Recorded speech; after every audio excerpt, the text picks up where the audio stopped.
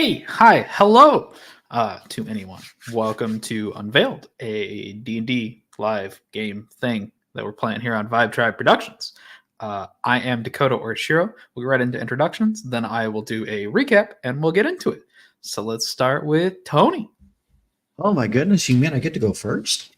Yeah. What?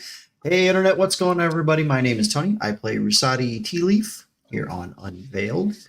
We're gonna have an amazing time tonight. We went somewhere and killed a tree Balrog thing and bad DM. We could have talked to it, maybe. No, I don't know. Anyways, we kidnapped a kidnapper or we snagged a kid. Anyways, yeah, stay tuned. We're having a good time tonight. Back to you, Andy. Hey, Joff. Hello, Mr. Internet. My name is Dr. Dog, and you spell that Joff. And I'm here with my good friend Andy, and we're playing a Dungeons and Dragons, or a Dragons. I play a girl with fox ears who can't see, and I enjoy all of the time we've spent together. It's been great. And I just want you to know that it's not you, it's me. And I hope you have just a really great day.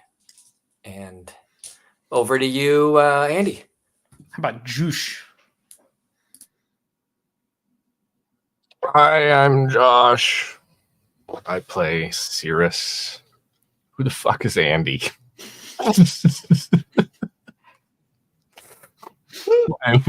Why have we been making this joke? It's only been 3 weeks. Come on. I've been too afraid to ask. Who the hell is Andy? It was just a gimmick one evening, and it just kind of stuck. Yeah, thanks, Joff. Chris. Hello, Andy. I'm Chris. I play Tilvius. He's a centaur. Back to you, Andy. Beautiful introductions. Pretty All boy. right. So, things that have happened since we started playing. Y'all came to a city of Walden under a big old fucking tree. Got a guild hall in a tree. Y'all went to the guild hall, found a commission, talked to some people, talked to a guard captain, talked to the elder of the village, learned there were some missing motherfuckers, went to go find some missing motherfuckers, went under the tree, through the tree, found a kobold. Nothing important happened there. Fought the tree Balrog, or maybe the tree Balrog. Who knows? Found some kidnappers and the kidnappees and brought them back. And when we left off, you were all coming up and out of the bar that you had found the way back down. So 14 rescued people and one captive captor up through the bathroom of a bar. Worth noting, Malcolm did nothing wrong. He was solving a problem with creativity. Lazy Malcolm, lazy. Nope. Is he talking? Also, does he need to go night-night? another thing that happened, you all picked up a request from the guard captain about somebody that was missing a necklace. I believe her name was Mora. Yes. Mora. You found her necklace in the trash heap. That was the thing. You found a bunch of stuff and you fought Malcolm, and that's pretty much what we'll get into it. Oh, housekeeping for last time, since I did not describe Malcolm very much. He's got like a very like slanted, edgy face, like a hooked nose kind of thing going on. He has like very curly, wild hair going on, and these like dark brown eyes. Alrighty then. That's where we'll leave off. You all come out of the this little tavern with your people in tow, as all of the patrons of the tavern are side-eyeing you as you walk through with a bunch of people.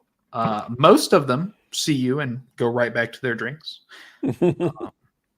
With your passive perception, those of you that have like above like 14 or 15 passive perception, you do spot in the corner a large minotaur that you swear you've seen before, drinking his days away.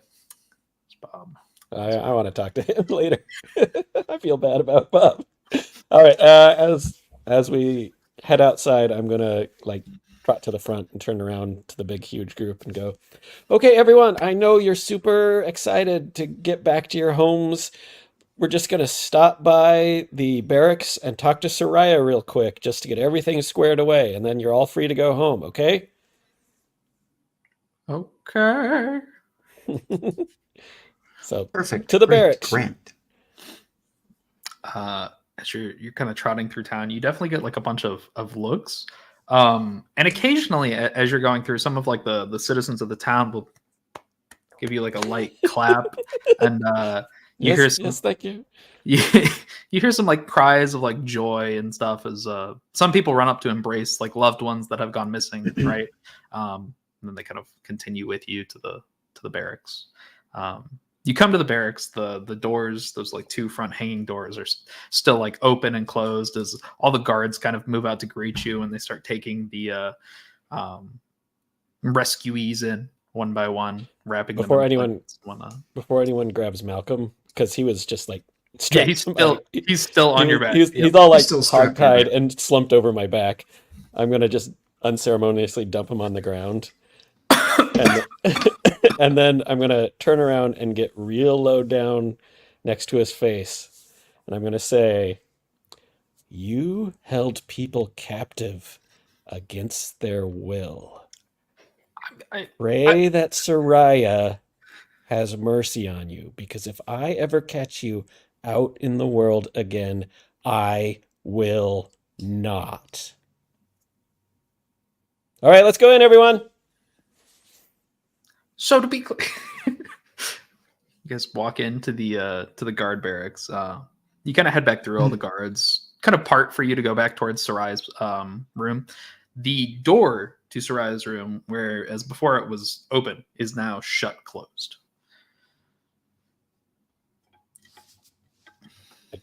Turn to a guard. Is she in? I believe so. She hasn't left. Knock on the door. Red, you swear you hear voices from before he knocks on the door. As you do, you hear, enter.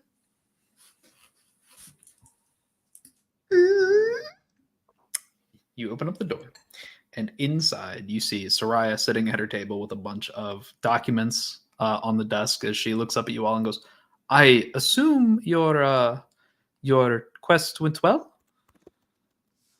by the people here?" Yeah, we rescued 14 people from the mines, it turns out. That's amazing. Oh, What- and we have this sad sack here, and I kick Malcolm. Kick Malcolm forward into the room. You This see is, Malcolm with his hands up. He's not being talkative right this second, which is odd for him. This is one of the kidnappers. I should say one of the only Malcolm. We talked This is about Malcolm, this. one of the kidnappers, one of the only remaining kidnappers, unfortunately. And this one was in charge? Actually, we never really established that. Malcolm, were you in charge? He did have the whip. Yeah, he did have the whip. He did See have the him- whip. You see him kind of turn his head at you. He turns back to Soraya. Well, I mean, they did look up to me. You know, I was kind of a figurehead. We talked about honesty, did we not? Figurehead. Hmm. Close So- enough. Soraya looks at him and goes, "Well, we will obviously hold some type of ceremony for you all as a thanks, and this one can go and live out his life in the cage." As you say that, she goes, "So did you find anything else? Was there anything else down there?" Well, We found on the way to the mines underground a rather large room full of stuff, including who has the necklace? Who has the necklace? don't know. One of us has the necklace. Here you go. Shit, we I was pull forgot it out the of my necklace. I pull it out of my sack of many things. What was the what's the name of the bar that we were in? The Golden Whale, I think. That's the one. Yeah, Yeah, Golden Whale. Red goes. The way we went in was through the restrooms in the Golden Whale. There's a there's a gap, and if you Tree root entrance, yeah. if you are Right. on the Golden Whale side of the tree root entrance, that's where you'll find the majority of where the items that have been disappearing are stashed. But that seemed to be a little unrelated. There was let's say a gaggle. Is it a gaggle of kobolds? The root system leads to the mines. Well, okay. didn't So used normally to. it didn't used to, but this fuck, and she taps on Oi, oi, oi! used his whip and some clever magic to wrangle the use of Clever. a bullet that sadly was acting against its will, and we had to put down. Yeah, he used this creature to dig a Wait a minute. tunnel. Would I know what a bullet is? I don't think that I would. So I didn't. She didn't say Yeah. bullet. She goes some sort of armored, large digging monster. This group of mercenaries used the monster Yeah. to dig a tunnel, at least one tunnel from town directly to the mines. So there is a tunnel from the tree roots to the mines.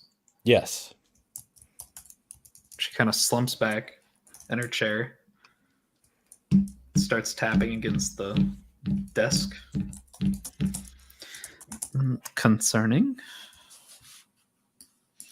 Was there anything else that you found? Well, some people are still unaccounted for. Oh, yes, I have this letter. Whoop. And I pass over the letter that I found, the employment letter that has the red symbol on it and everything. So she takes a minute and she looks at the letter and then she reads it and then she looks up, but she doesn't look at any of you. She looks back over to a corner of the room and then looks back down. Quick. Insight check. Sure. Can I roll a perception? Like I You don't really know. 100% can roll perception. So I can't really tell that she did that, but maybe I heard like a halting in the voice. I just want to see if there's You if she's- 100% can roll perception. Insight check. Yeah, that's a 3, boss. I got 17 for insight check. I only got a 12, and that kind of makes sense because I wouldn't really know that she turned to look. Okay. So with the 17 insight, I what got a you natural see 20. on what? Insight? Inside. Oh shit. Okay. With the 17 on insight, you can tell that there's something that she's not saying here.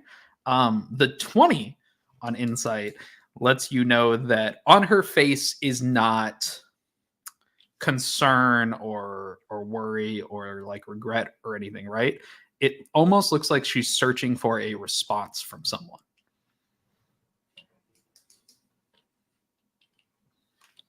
From one of us. Well, she didn't look at any of you. Is there somebody else here? Joff, with your 12, by the way, you did not notice anything.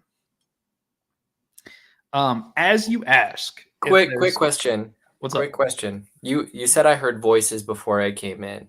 My passive perception is nuts. Is she Yes. the only one in the room? With your passive perception, you could not tell anybody else was in this room. Understood. So, So who just asked if there's Sir. anyone else here? Sir, did you say that I'm in character? Yeah. That's Red goes, she was talking to somebody when we came in. and you guys hear in the corner, well, y'all are no fun. As somebody appears in this room that you did not see before. Red, this would be moderately concerning because I don't think this has ever happened. Somebody basically materializes out of like the shadows in the corner of this room. That's relatively like dimly lit, right? He is a taller human, standing at about 6'1", He is wearing an elaborate blue and white coat that's kind of segmented with silver chains on the sides of it. And in the middle is this odd fox head shaped medallion. At his side is a long and very decorative sword. Who are you? Well, I am a representative of the Knights. You can call me Armin. I was sent to deal with the missing persons that you all so handily dealt with in my stead. And I very much thank you for it. It sounds like you had a fun time. Would Rusati know this person? Are they from around town? No. Or- No. Okay. You've seen Knights before. All of you can roll history if you've lived in the kingdom. Does 2 years count? Sure. All right. Hey, that's better. It's gonna be Yeah, you seriously history. do not get to roll. 14 for me. Only 10. I got a So 3 don't anyway. I know got a much about 22 for history. it. Anybody above a 10 understands that the Knights, their job is to patrol around and try to keep places civil and safe, right? You know that sometimes it's very difficult. The kingdom is huge and there are never enough Knights to go around. You're very used to them coming around wearing chainmail or plate armor, right? If you rolled higher than a 15, you know that these coats denote a higher level in the Knight's Order. You have no idea how high, but you know that it's higher. Okay.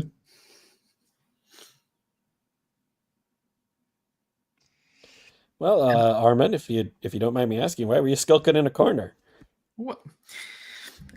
I tend to enjoy seeing what people are going to say without my presence there.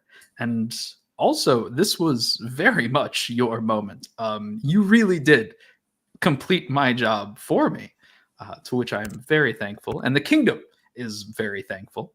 We Truly. didn't do it for you. Well, Yeah, we had no idea you existed until just now, so we didn't do this for you. We did it for the people who were kidnapped. right. And there, Let's there be are honest. there are still missing people. Oh, At least one. We don't know where Rusati's mother is. Also, what's your weapon of choice, Armin? Is it a hammer? Is there an Armin hammer? Armin you- his hammer. do you No, ask I'm that? not gonna. I'm Okay. not gonna do that. Should I have? Josh, you look like I should have said that. I enjoyed it. I found it delightful. No, I understand you had no idea that I was being sent here, but you still saved me work, and I feel it's only right to thank you for that. Cool. Well, You're welcome. We had town's guards, we had knights, we had the guild, all working on this one case. Well, in all honesty, a missive was sent some weeks ago asking for aid. It was only now that we had the manpower free to assist. If I might be so bold, who sent the missive? He looks at Soraya. That's fair. Just making sure. Cool. He looks Like over. now, What's that? what are you for?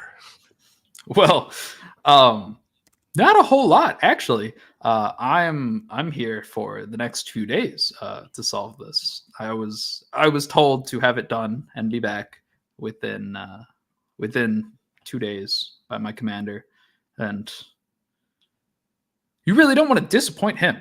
But now, not much. Not here for much. If I could see that letter. He takes it and he looks it over and he seems to focus on the bottom of it for just a second before he hands it back to Soraya. Would you care to elaborate Yeah, on does it- its importance? Does that symbol mean anything to you? You see him pause for just a second before he starts talking.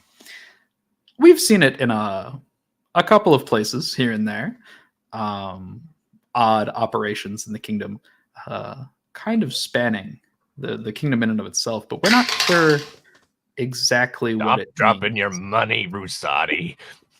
I'm not dropping the money, baby. That's an insight check on that bullshit for an 18.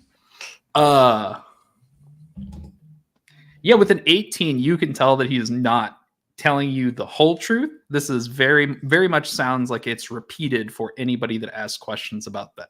I send him a message. I'm like, we saved you a whole bunch of trouble. Could you maybe be just a little more honest? You send him a message? Yep, sure do. Is that Directly into his brains. nonverbal? Was that nonverbal? I think it's not. I'm pretty sure it's nonverbal. Because thought if it it's had a verbal, verbal I'm going to be like, Oh, son of a bitch. It does have a verbal component. Then I wouldn't have done that. Yeah. I thought it was nonverbal. If Yeah, you I think do, you actually have to speak the message. Yeah. Yeah. All If right, you do disregard. cast it, then something happens. But I mean, you could say it out loud. You know what? Fuck it. I do say it out loud. I'm like, Armin, we're kind of in the business of being truthful with, our friends and, people we do business with and stuff like that. we're friends? I made friends? Oh, Wait, was that Malcolm? no, this is the same guy. Okay, How that about sounded like Malcolm. we do this? And I look over it. Is there any other guard in here Just use Soraya, Armin, and that's it. is there anybody outside the door, like a lieutenant or a lackey of any kind? Yeah, there's two guys stationed on either side of the Cool. I poke They're my just head gonna out and say, turn ahead. like, hey, come here a second. Please come all here. right. And the guy on the left kind of You see this guy, this guy right here, and I kick Malcolm in the ass. with the kicking, with the Could- kicking and the jabbing. Could you take this prisoner out of here for this private conversation? That'd be great. Make sure he doesn't go anywhere. So And I'm gonna put an extra set of manacles on him from my bag. you see a series of looks happen when you ask this. First, the guard looks at you, and then he kind of moves forward, and then he looks at Soraya, and then Soraya looks at Armin, and Armin just kind of nods his head, and then the guard picks up Malcolm and walks off with him. Perfect. And I'm gonna close the door. And I'll be like, Armin, how about the real information about the Red Seal? As I said, there have been many reports of this red eye among various locations in the kingdom, and it's under investigation. Mama always told me that I should tell the truth. It seems like it's getting a little tense in here. Why don't we all just take a deep breath? And everybody Tense. roll. I'm perfectly Everybody fine. roll me a DC 13 wisdom check. Oh, Nice. damn it. Are you casting a spell? I'm using a reach. Oh, what? A feature. Class feature. Oh, okay. That's I real got a 21. a wisdom saving throw, you said? I got a 7. Just throw out there. Armin gets a 25 and Soraya gets a 16. Damn it. Said really old. So it only worked on me. Tilvius, you really are really, really charmed by me right now. It's not that much of a stretch. No, but like Soraya, exceptionally. do people know that you use this ability? Is it like a subtle ability? Doesn't say. It's up to you. It Um, doesn't last very long, I'm realizing too. It lasts 6 seconds. Fair enough. You're really charmed by me, and then like it just passes. Until the end of your next turn. Soraya doesn't have a reaction, and Armin just kind of raises an eyebrow. And I'm like, that was really cool, Cirrus. And then I'm out of it. Yeah. Since you do seem rather curious, I do intend to look into this a little bit more while I'm here, and you're more than welcome to join me.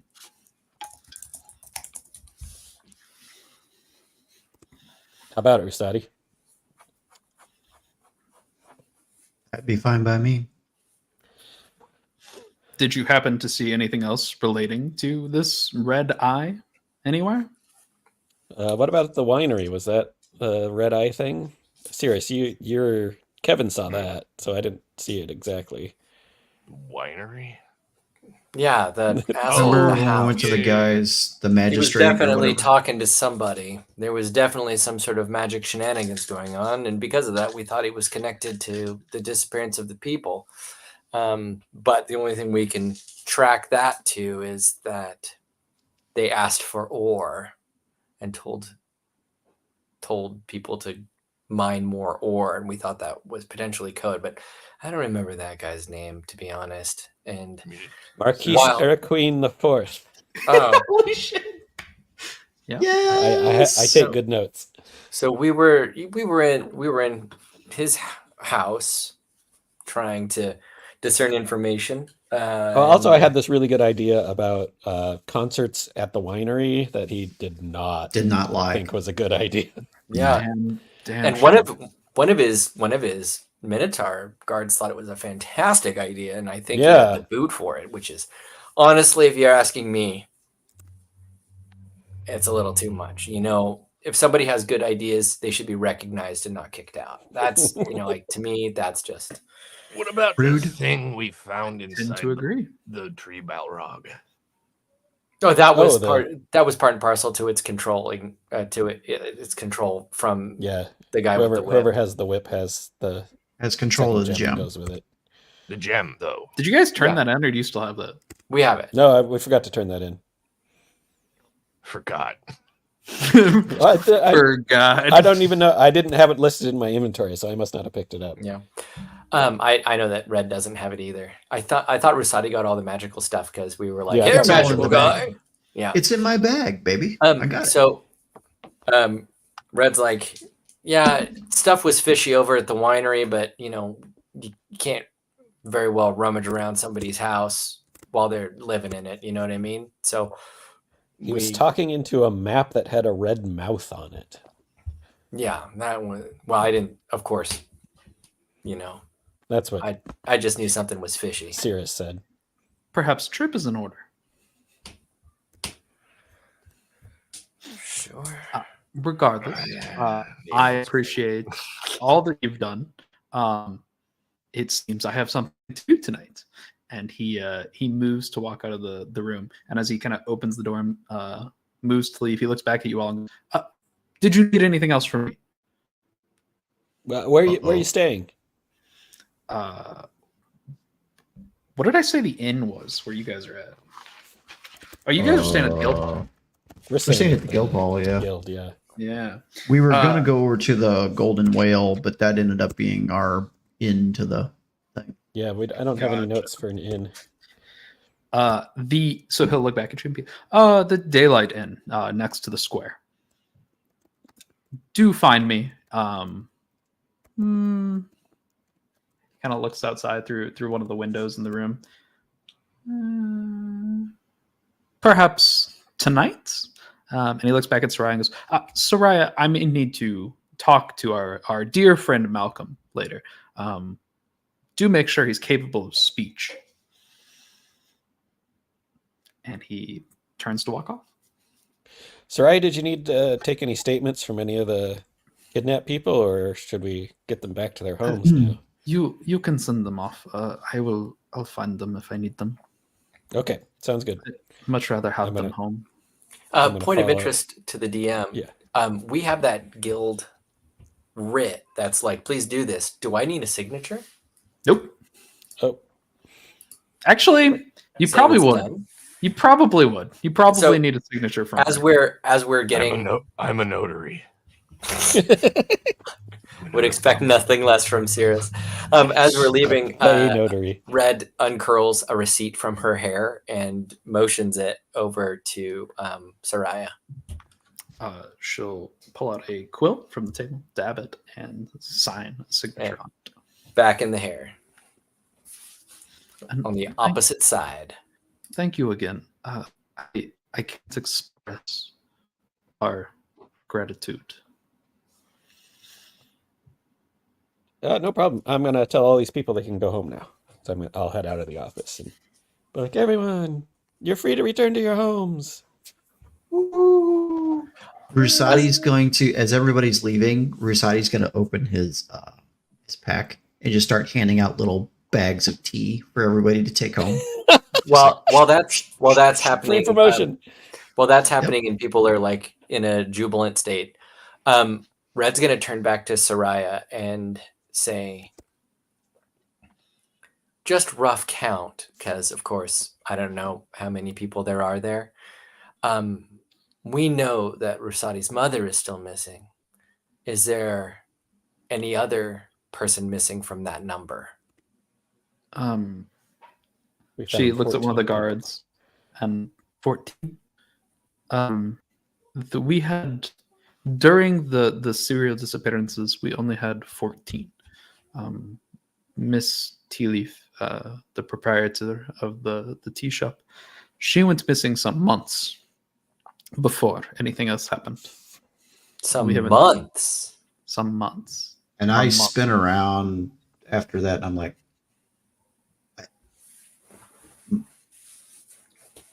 she went missing right after I left? Yes. We thought you had left together. No. I was sent on a mission to retrieve a parcel from someone. I don't know where we went, but that place, I recall the place. Yeah, Stand by. Edgewood. she hasn't been in town for some time.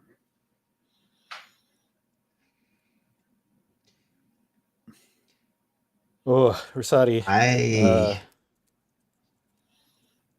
What do you want to do? look. did Did we- we did- retrieve? Did we Go ahead. retrieve? This is a DM question. Did we retrieve Bulbous?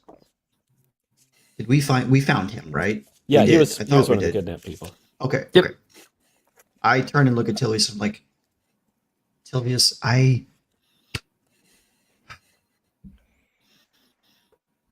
Do you want to I talk to don't- Bulbous? I do. I want to make sure that he gets back to the shop and we get that settled. But Okay. right now, I don't know what you all want to do. But as of right now, the only thing that I can do is try to find some leads and follow them wherever they go. Well, I know I have we to need find to get, my mother. I know we need to get Cirrus and Red back to the guild so they can complete this assignment. That's fine. I can take Bulbous back to the shop. It's not a big deal. I can come with you if you like. You're always welcome to come with me. But if you feel like you need to rest or go have food, please, you make Yeah, it. what do time that of too. day is doesn't- it, DM? Right now it's afternoon, so the sun's Afternoon. starting to set. I have quite some time. I only have 2 more deliveries to make. If I spend more time here, then once I'm done here, I'm going to have to go pretty much If- straight to Lochem. If you spend more than like a day or two Mhm. after this here, probably won't have time to make a visit to Cirrus before. Oh, yeah. But I don't need to. I don't have anything pending in Port Saris. I just want to go No. back because that's Oh, I would like to see the ocean again. It's been a little bit too long for me. well, if we're here for a couple more days, and we deem to stay together and enjoy each other's company, then a stint to Lochnim, and then I would love to show everyone around Port Saris. But first Red, things first, let's get some stuff settled for Rusadi here. you feel something like appear in the palm of your hand as you finish talking. I destroy it. And as you run your finger across it, it's unmistakably just like a small single tea leaf in your hand. Just kind of symbolism. Not a spliff? Come on, man. No, I mean, if I knew you smoked, I'd totally give you a spliff. All right. Anyways, let's go sorry, talk to DM. Rosati, let's go talk to Bilbus real quick. See if he knows anything. Yes, let's go do that, and maybe maybe Mama hid another one of those scrying necklaces or something somewhere Oh yeah, we can that go I back to don't know your about. place and We can go look search. around a little more. I don't know. Let's go back. Okay. So you I- all as we're leaving, I'm actually going to turn and say, Rusati, actually, is it all right if I meet you at your house in just a little bit? There's one thing I want to take care of before that. Yeah, of course. Okay. Of course. And I go galloping off towards the whale, whatever thank it's you called. all again as you leave the room. Rosati, you find Bilbus right outside that room. He was waiting with the rest of them as they're all kind of filtering out to go back home to family or wherever. The first thing he does is he picks the little halfling bastard up and gives him a huge hug. Oh, Rosati. Hey, man. It's good to see you. You as well. So as we're and we can walk and talk. Mhm. After I left, Mama didn't say anything about going anywhere. Can you fill me in on like, did she, like, what happened? Because I was She- in the dark. I went to go to Edgewood to try to find what she had sent me for. She's And- not here. No, she's gone. Soraya said she's been gone for months. What day is it? Tony doesn't know, but Rusati would know. I believe it's the 16th right now.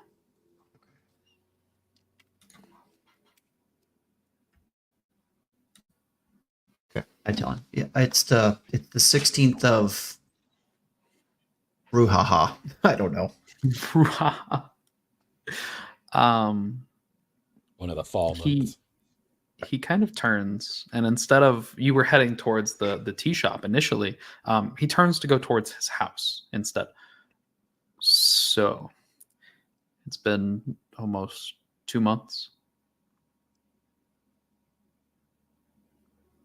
Yeah. I see.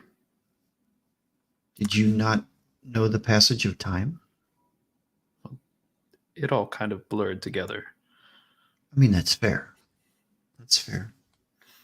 I knew it was a long time, but I didn't know how long. How was your trip? Well, I had a lot of first experiences. I had to use a little bit of magic. I had to fight. I had to use my words. I met a lot of cool people. I saw you made friends. I drank alcohol for the first time. Okay, that's less impressive. That's It, don't do but- that as much. Did you know that there are giant cubes of dead jello-looking stuff that will try to kill you out there in the world? Did you know that? I did not. That there was. Yeah, I've It tried never to been eat out of- us as we were Oh. going to get past it to get the thing we needed to turn in. It was insane. That sounds horrifying.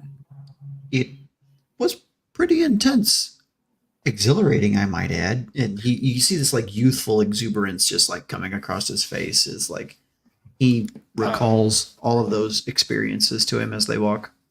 You get to his house as you're kind of talking. And he goes, it sounds like you had fun.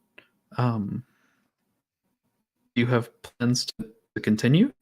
And he goes inside and just rummages around for a minute, comes back out with a shovel. I really enjoyed myself. And the people that I'm with, we just connect. I don't really know how to describe that to you other than they just feel like an extension of my family. He goes back behind the house, starts digging a fucking hole in just an In the house? unmarked. No, behind the house in a little unmarked Oh. area behind the Ah. house. He just starts digging a hole. And he goes, your mother, she often tells stories when you're gone of her days with friends and adventuring and whatnot. As he's kind of digging up the ground here.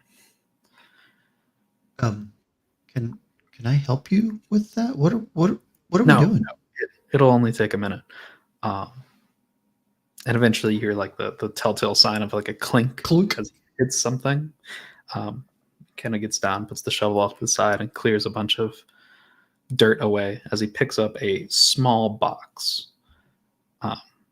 He picks it up and he goes, your mother said that if she was ever gone for longer than 2 months, to give you this. She also said to take care of the shop, but of course.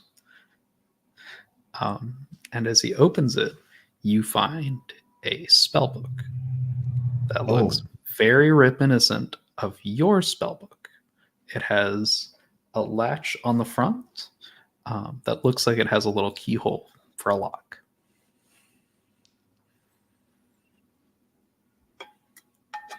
Okay. It looks like a dusty, old, dark book, leather book. And I obviously I've never seen this before. No. You've seen, when she was teaching you, you've seen a book that looked like a spell book, right? But never this. Okay. I'll take it and clean it off. Like if it's dusty or anything, I'll just kind of as you do, you don't see any writings. There seem like there are patterns etched into the leather, but they're not familiar to you. Okay.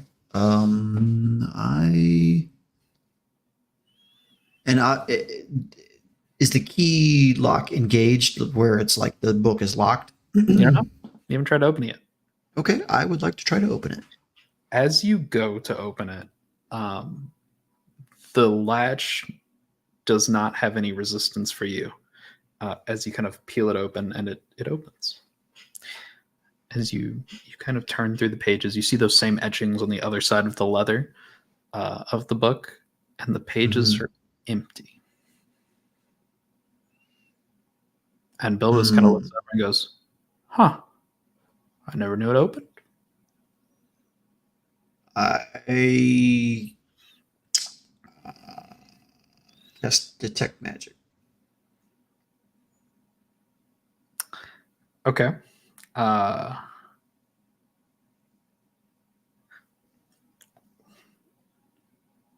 As you cast detect magic, the thing in your hand feels heavy.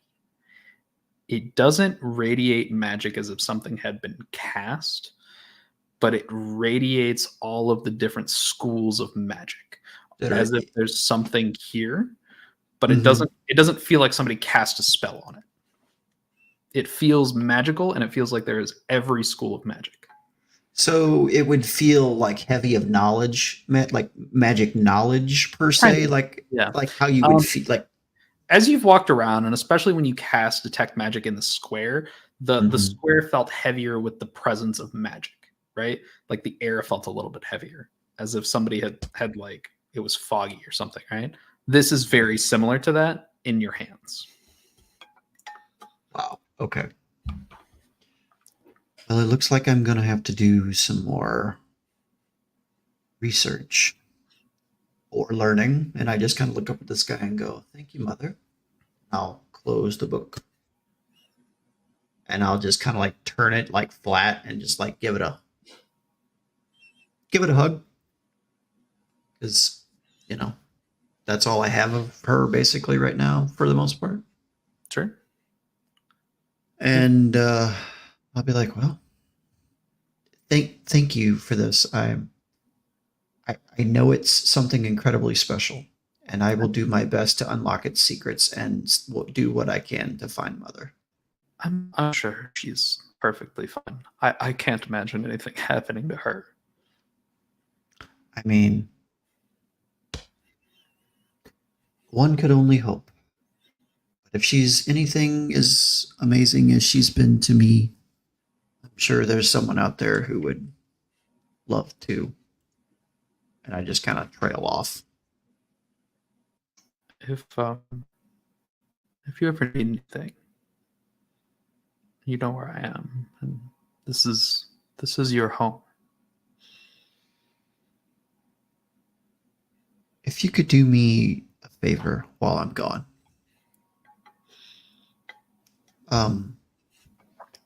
When you get the shop back open, could you please put together a new blend of loose leaf for me, please? And make sure you add orange tea flower and purple anthem to the mix, please. And it can be just in memory of Mama until we find her. Just something to just as tribute. Of course. Does that mean that you're planning to leave? I look him square in the eyes and like you see this like that youthful exuberance and whatever kind of wash away in this like almost like this reborn more adult like appearance just kind of comes across his face as he kind of puts his hand on his shoulder. He's like, I think we both know that I have something that I have to do. And if I were in trouble, or if anyone that my mama loved was in trouble, she would spare no ends of this planet to find them. So, yes, I plan to leave. Well, be safe and don't do the whole drinking thing every time. It was just a couple of drinks with some goblins. It was totally fine. Pack a lot of clothes. I mean, Hygiene's important. You know, and he just trails on about things that you should take care of while you're traveling. I kind of kicked some dirt. I kicked the whole back closed with my big ass foot. And I'm like, how about we get you back to the shop and get things going? So y'all will walk over to the shop and he'll continue to talk. Let's go over to Cirrus and Red. What are y'all doing? Rosati has walked out. Tilvius has left, both in opposite directions thereabouts. Well, I guess we could go back to the guild hall and put this back in. Get some coin, I suppose. Yeah, someone's got to do it. Hey, What? Cirrus, you're kind of weird. I hadn't noticed.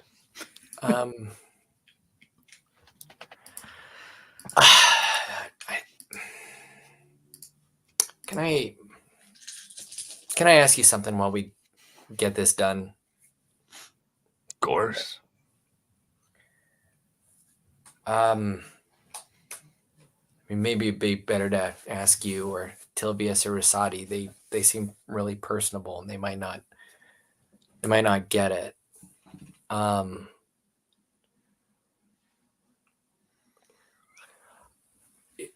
With you three, these are literally the longest conversations that I have had in probably 5 years. Oh my God, you too? Well, exhausting. See, this is what I wanted to talk to you about. Okay. More often than not, and this is strange because it hasn't come up yet, the longer I'm around somebody, or the more I talk to them, the more, I don't know, the more upset they seem to be around me. And it hasn't seemed to happen to you guys. I mean, I can tell Kevin's not a fan. Kevin's on the opposite side of you. Kevin, you're saying Kevin's not a fan of Kevin? What have you done? No, Kevin's not a fan of me. Kevin's acting okay. From my Angry perspective, Kevin is acting normal, right? Oh, Like Okay. Yeah. I've always chalked it up to, people don't seem to dig on the whole, hey, this person's blind, it makes me uncomfortable thing. I get that. I mean, that happens all the time. But what's different with you all? Nobody seems to be uncomfortable. Like, do you think everybody is just super chill hanging out with a blind person that can fight? Like, normally that seems pretty off-putting, I suppose. I don't know. Why would that be off-putting? See, that's the thing. That's the thing. That's what I always assumed it was. But you all don't seem off-putted at all. But Kevin, and she shakes the end of her stick. I can tell he's he's sticking next to you, but getting as far away from me as he can. So Kevin, why are you like this? If Twinkling could make a hissing sound, that's what it sounds like. Kevin, be nice. No, I'm not offended. I'm not offended by Kevin. Kevin's doing what people normally do. Kevin's kind of an asshole. No, Kevin's doing what's normal. Kevin's doing what's normal. What I'm wondering is why you guys don't care. Hey, Sears, roll a D20. A D20. I have dice. Let me go to Google. 14. It's cold. Cold. What? I just got a chill. It's a not weird chill or something. Was it Kevin? Kevin. Confused Twinkling. Kevin, do you feel a chill? I don't know, but that's not the first time I felt a weird chill. And they kind of do all happen around you, Red. But it doesn't make me mad. It's just like, are you a ghost? Yeah, I'm not a ghost.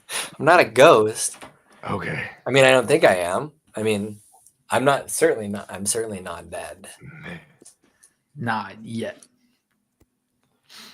I don't know, Red. I spent the last, I don't know how many years stuck in the Feywild. Well, that's why I was talking to you. If anybody, you should be the most sensitive to if something weird is going on. And you're saying it's cold around me. Sometimes.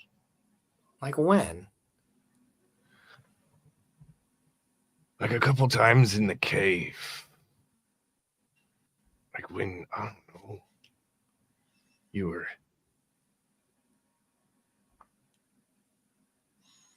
attacking things. I don't know. I don't know if there's a pattern. Okay. Have you ever noticed cold follow you? I mean, no, not really. Look, I mean, no, but I mean, check this out. And check this out. And she takes her cloak off, and puts it on you. Oh my God. And you are so comfortable. Oh, It's like the temperature just conformed to the feeling of comfort. It is the perfect temperature. It's soft. It's amazing. So I mean, I do a lot of traveling, And What is that? Gore-Tex? What is that? well, I mean, it's really expensive. Like I've been doing this for years. I've been doing, I can't really see, right? And I'm a courier, so it's like don't ask, don't tell. People give me things that obviously I can't read, or they give me things that they don't think I can figure out what they are, and they like I'm the blind courier. If you want something taken somewhere and no trail of it, you give it to me. That's how I got notoriety in the guild. And so with that comes some coin, and I don't have a lot of coin on me except for the stuff I've just made. And the reason is that I spend it on stuff that makes traveling easier. And this made traveling easier, and probably between you and me, man, like that's 3 years of work that you're wearing. Jeez. This is a really nice coat. It's a really nice coat. It's really nice. I'm cold. I'm gonna take it back. I feel uncomfortable with it on me. Like I could ruin it. We'll see. I mean, like minute. she puts it back on, and she's like, "That's why I don't have a tent. I just wrap up in this at night, and I'm fine." So you're asking me if I feel cold sometimes, and like the honest answer is like, no, I don't. I got this with me. Well, I don't know. If I figure it out, I'll let you know. But well, you let me know when you feel cold again, and it's around me. Sure. Maybe we'll see. Maybe we'll see. I got to tell you. I'm gonna work on Kevin. You don't need to work on Kevin. Kevin, no, he can't. He's being rude. He doesn't need angry and twinkling. You're being very rude. Red goes up towards Kevin, and not goes up towards, but like motions towards Kevin and goes, "Kevin, you're fine. I don't expect anyone to like me." You see him nod. And no. It's okay, man. You can't tell your friends to like your other friends. And honestly, like I know it's crazy that I'll be right back. Might hate everybody from our realm. I mean, that might be so, but honestly, I know it's crazy and kind of difficult to like have conversations with people when you're not used to it. But like between you and me, that's why I'm really hanging out with everybody still. Like no one has told me to take a hike. This is so new and kind of, I don't know, it's kind of relieving, like to have like a group of people that's not hoping you leave in a second, Yeah, no, like kind of had the opposite problem when I was stuck in the Feywild. Like if you ran into somebody, they'd probably like try to trick you and make you their servant for eternity or something. How did you get out? I've only heard like the craziest stories of the Feywild. Nothing that could even remotely be true. Well, like I mean, between you and me, I agreed to be somebody's servant for all eternity. Do you need help with that? Like, is it a okay servitude? It seems right now is fine, I guess. But okay. Those chips could come due any day, and then I don't know. Do you need someone to defend you, or is like what? Wait, you okay? Hold on. Somewhere there is a being or entity that you. Yeah. But it's in the Feywild? Oh yeah.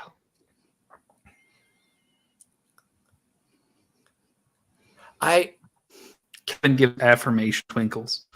Are you gonna have to go back there? Oh, I hope not. That place is so confusing. You do know that to get out, you did have to sign a contract. So that was the thing. Yeah, Well, I I do mean, know that. if you ever need to get out of your contract, maybe we can figure out a loophole. I don't know. I am not a lawyer. I'm not either. But it's not all bad. Now I can like shoot magic from my fingertips, and Kevin hangs out with me. I mean, talking about how you shoot magic from your fingertips, I don't know if you know this, but it smells like lavender and cinnamon when you do. He always smells like that. You. It's okay. Might be Yeah. Kevin. I mean, something those smells good. Like I don't know what it looks like. I have no idea what it looks like, but it smells good. Your It's conversation really has brought you to the foot of the tree where the guild hall is. All right, let's go give this to quite possibly the most bored Eladrin that's ever been alive. You think? She is so bored. Like, I can't really see her expression, but I know what a sigh sounds like. You swear you hear from inside. Yeah, could be. Hey, I don't know if this is enough to get you guild membership, but we could try if you wanted. Sure. Took me a while. Let's ask. Sure. Being in the guild's kind of weird. It means money, but it also means work. As you guys head inside, you open up through the archway. You see Marith sitting at the same table, legs crossed, with a book open in front of her. She kind of looks up at you, nods, and goes back to her book. DM question real quick. Which season is she?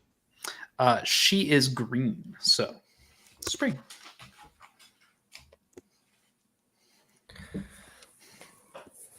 Red goes, "Hey, Marith," and uncoils the search receipt. Hello, Nastalia.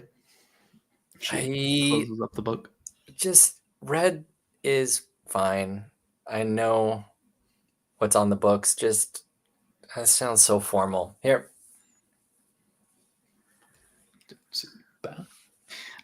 She kind of takes the slip, unrolls it, looks at it, goes over and grabs a little what looks like a magnifying glass, and takes it and peers over the parchment with it. She puts the magnifying glass like back underneath the table, rolls it up, and then she sets it alight. She looks back at you and goes, "Well, job well done, though I expected nothing less of our dear Miss Red." And what does it take to get this fella on the books for this job? To work here? Mm. Well, I we don't really employ humanoids. I get most of my help from the animals. No. Guild membership. Oh, we don't really do applicants here. Well, I have to take him back to Saris. Yes, you should be familiar with the application process. It's been so long. The only large place near here that even has the facilities for application would be in Saris. Oh, right, the test. Yes. Okay. But considering what a stellar job and how well I contribute to this job, that'll get you in the door for the test. Yeah, probably. Especially if like Marith would like write a nice letter of recommendation. You want my recommendation? I'm sure it would go a really long way. I mean, you're clearly much respected in the guild. She kind of stares at you for a second with a. I've heard about you. I would be fine with writing you a letter, but you would be far better off with Miss Red here recommending you. I've been on the job for a while. Okay. If you say so. Especially since you completed a job with them. It's true. It's true. Yeah, it's true. And I want to go to Ceres anyway. Well, you know what? Maybe we can get the whole crew in on it if they feel like they want to. I mean, there's a bunch of like group adventuring guild members if we want to make it a deal. She does reach underneath the table and opens up a big chest, and as she touches it, waves her hand in front of it, it opens. And she pulls out 4 small bags from inside and sets them in front of you. 100 per. Serious, that's yours. Oh, thank you. And he goes to pick up the box. No, not the box. The She gold. slaps your hand. The gold, Cirrus, the gold. Oh, There's one for you, there's one for Rosati, there's one for Tilvius, and then you guys can split mine among you. Well, what about Kevin? Oh, okay, there. That 100's for Kevin. Well, then what about you? I make my money. I'm good. I'm good for now. Meredith, what about Red? What? What about Red? The money is for the job. The money is for the job. They're only divided into bags so that we can count out the different hundreds. And there's also 1,000 pouches. Look, once we get to Loknim, I've got another delivery. That's another steady stream for me. I'm not hurting. I have all that I need, and like I know people like you and people like Rosati. They need components and stuff. No, you're not going to take it this time, Kevin. You see Kevin inching towards the bag. Nope. Well, if this one's supposed to be for me, and she picks up the bag and she goes, I'm more than happy to give it to Kevin if he'll take it from my hand. He will not. Kevin, it's for you. You see Kevin sitting on his shoulder, and there's a pause. There's some deep consideration, and then kind of turns her out with eyebrows, angry twinkling. Maybe some other time, Kevin. But it's yours. It's yours if and when you want it. I'm gonna get a soundboard effect for fucking Kevin. It's gonna be different goddamn twinkling sounds. I'll make it for you. It's happening. We gather the gold for the rest of our compatriots. Sure. And so, as y'all do whatever you want to do, if you want to continue to talk to Meredith, or if you want to get some food or drink or whatever, we'll go over to Tilvius. I'm heading back to the Golden Whale. Yeah. The city seems like they're reacting to something has happened. You kind of paraded a bunch of lost people through. So a lot of people are kind of trying to figure out what happened at this point. There's a lot of like people walking around trying to hear the rumors and everything as you're making your way to the town. And eventually you come to that same tavern. I poked my head in. Is Bob still in there? Oh yeah. We are definitely, we're starting to get to the rush, right? So we're starting to get towards like the night where everybody comes in. Bob is still there, clearly has been there for a while. Yeah. Okay. I'm going to make my way to the bar and buy a big, huge drink for him that I'll take over myself.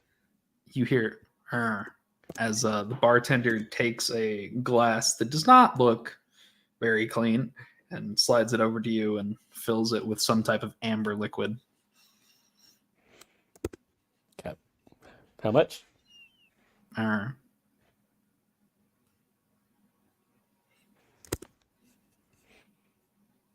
That's it. Just a grunt. All right. I'll put it on my tab, I guess. I'll head over to Bob's table with the big drink and just kind of slowly walk up. See if he notices me. He appears to be like drinking, like with both hands on the thing. And he puts it down.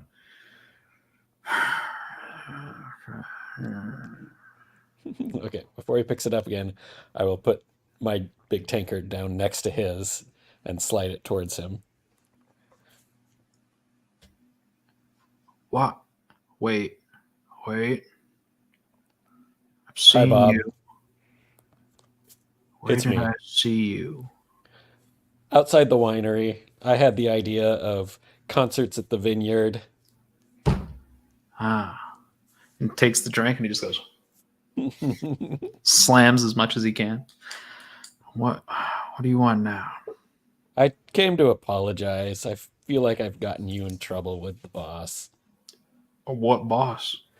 Yeah, exactly. I'm really sorry about that. I thought it was a good idea. You thought it was a good idea. I didn't mean for anything bad to happen to you. I am really sorry. I want to know if there's some way I can make it up to you. Like what? I don't know. You want to punch me? Not really. All right. How about this? And I put a stack of 25 gold on the table. You see, he looks at it. He looks back at you and he goes, Is it magic? Is it fake? Nope, not this time. He takes it off the table, puts it in his pouch. He goes, Okay. Thank you. You're welcome. What are you up to now? Leaving town. Yeah, I understand. We might be leaving town too. We might be heading to Port Saris. You want to come with? I don't particularly want to travel with y'all. Understand. Listen, I hope there's no hard feelings. Not now. All right. Well, it's good to see you again, Bob. Regardless of everything that went down between us, it's good to see you again. I wish you nothing but success in the future. You as well. All right. I head back to the bar and I drop off 2 silver. Just here's for the drink. Is it more than that? The bartender just kind of grabs and goes, goes back to cleaning the mug with the shitty rag. Okay. All Is right. there like any entertainment in this bar or anything? Fuck no. It's just a bunch of people drinking. That's it. All right. I'm gonna head back to the guild hall now. Okay. How about Rosati? What does Rosati get up to once he gets done with? Oh wait, no, I'm not gonna head to the guild hall. I'm sorry, I'm gonna head to the tea shop because that's where he said I'd go next. Okay. After we're done at Bilbus's, we're gonna go back to the tea shop. We're gonna clean and get everything tidied up. We're gonna take out all the stock that is either wilted or bad or not up to snuff. Take a quick inventory and then make sure we get our orders placed through our normal channels for the things that we need for the shop. Okay. And then I'm basically just going to be hanging out with Bilbus, just making sure things are good to go before I go back to the guild hall at some point. Okay. As you're kind of doing this, eventually Tilvius will come up. Oh, hey, Tilvius, can you do me a favor? Sure, of course. Do you see those 2 boxes over there with all that trash in it? Could you just take that out back to the burn barrel and just chuck it in there? Bilbus will take care of it later. I just need that Sure. out of here. Yeah, no problem. I'll do that. All right, thank you. When he leaves, I turn to Bilbus. I'm like, Bilbus, I might not see you for some time, but I just want you to know that I appreciate everything that you've done for my family over the years and how you've assisted me in growing up when my mama couldn't be here and keeping an eye on me. He kind of leans But over, gives you a hug. I give him a hug and I just be like, but I've I've truly found a new group of friends now. And I'm gonna be okay. But really, with like the drinking, maybe keep it on the lower side of things. You know, it's only once in a while. Like, I like my tea. Tea is great. It's my life. And I kind of wave my hand a little bit, and like some tea leaves mixed with a few flowers just kind of like embed into his hair a little bit. Mm-hmm. And I'm like, it'll be okay. And Tilvius, you walk back in, and I just kind of turn towards you, and I'm like, you know, Did you find any clues as to where your mama might be? I don't have a lot to go on right now.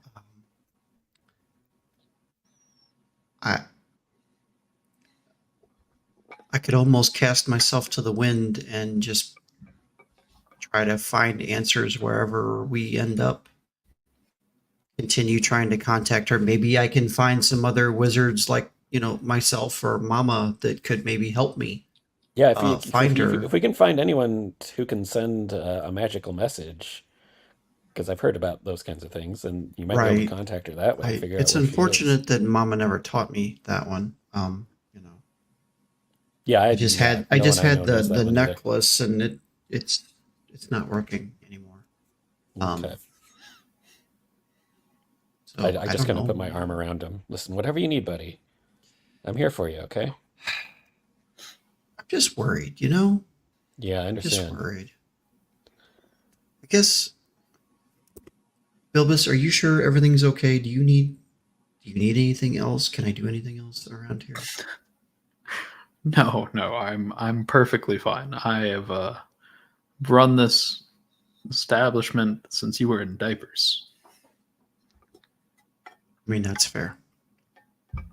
I'll send word through Mara Marith. Marith. I'll send word through Marith from time to time that how we're doing. Okay. I would love that if the guild is a way to keep in contact with you. We can make it happen. Thank you for all you've done. And I give him a kiss on the cheek, and I turn to Tilvius and I say, I think it's time for us to meet back up with our friends and figure out what we're going to do. And I extend my hand to Bilbus and say, it was a really pleasure to meet you. You too. As he's kind of like trying to figure out where to look at you. The sides on your face. I'm as tall as Rusati. Yeah. Shakes your hand. As you two are on your way out. Safe. As we're walking, real quick. As we're walking back to the guild hall, I go, "Oh, shit!" And I reach into my backpack and I pull out the bag of coins that was the initial down payment for the mercenaries that was in the chest that I unlocked. And I was like, I totally forgot I had this. And I look into it and I start counting it. About how much is in there? About 200 gold total. Oh, shit. Well, it looks like we're going to have plenty to eat and drink on, eh? Maybe we can split this up amongst the group. It'll be fine. I'm sure there'll be plenty more to come where that came from. Yeah. Worth noting for pretty much everybody besides Red, nobody's seen this much fucking gold. Adventuring has been very lucrative.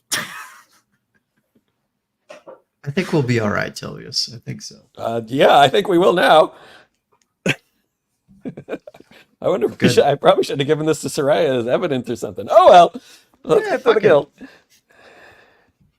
So eventually, you guys make it back to the guild hall, and you see Cirrus and Red inside doing whatever it is they're doing. Is Marith still at the desk? Yes, she's still reading a book. I'm gonna gallop over to her, or trot over to her rather, and say, "Oh, lovely Marith," and I'm gonna reach out and grab her hand and take it. We had quite a harrowing adventure yesterday. We're lucky to make it back here in time to see you again. She gives you a little smile. Was it a fun time? Well, I certainly had fun. There were a couple of unfortunate things, but we made it back to you in one piece. And I'm very glad to see you again. I do love the spring. And And I give the back of her hand a little kiss and then head off over to the rest of the group. she smiles at you and you turn to leave. She does call back to you. Did you have a Rosati tea leaf with you? Yes, he's right here. Rusati. She looks at you as you come over and she goes, so Mr. Rosati, or Mr. Tea Leaf, whichever you prefer, our instructions that were given to us was to deliver the parcel that you brought to us to one Runa Tea Leaf. In the event that a delivery cannot be made, which our couriers and individuals in town have not been able to secure, in that event, we were given instructions to leave this with you. So, thank you for bringing the package to us for yourself. And she reaches over the desk and hands you that burlap sack.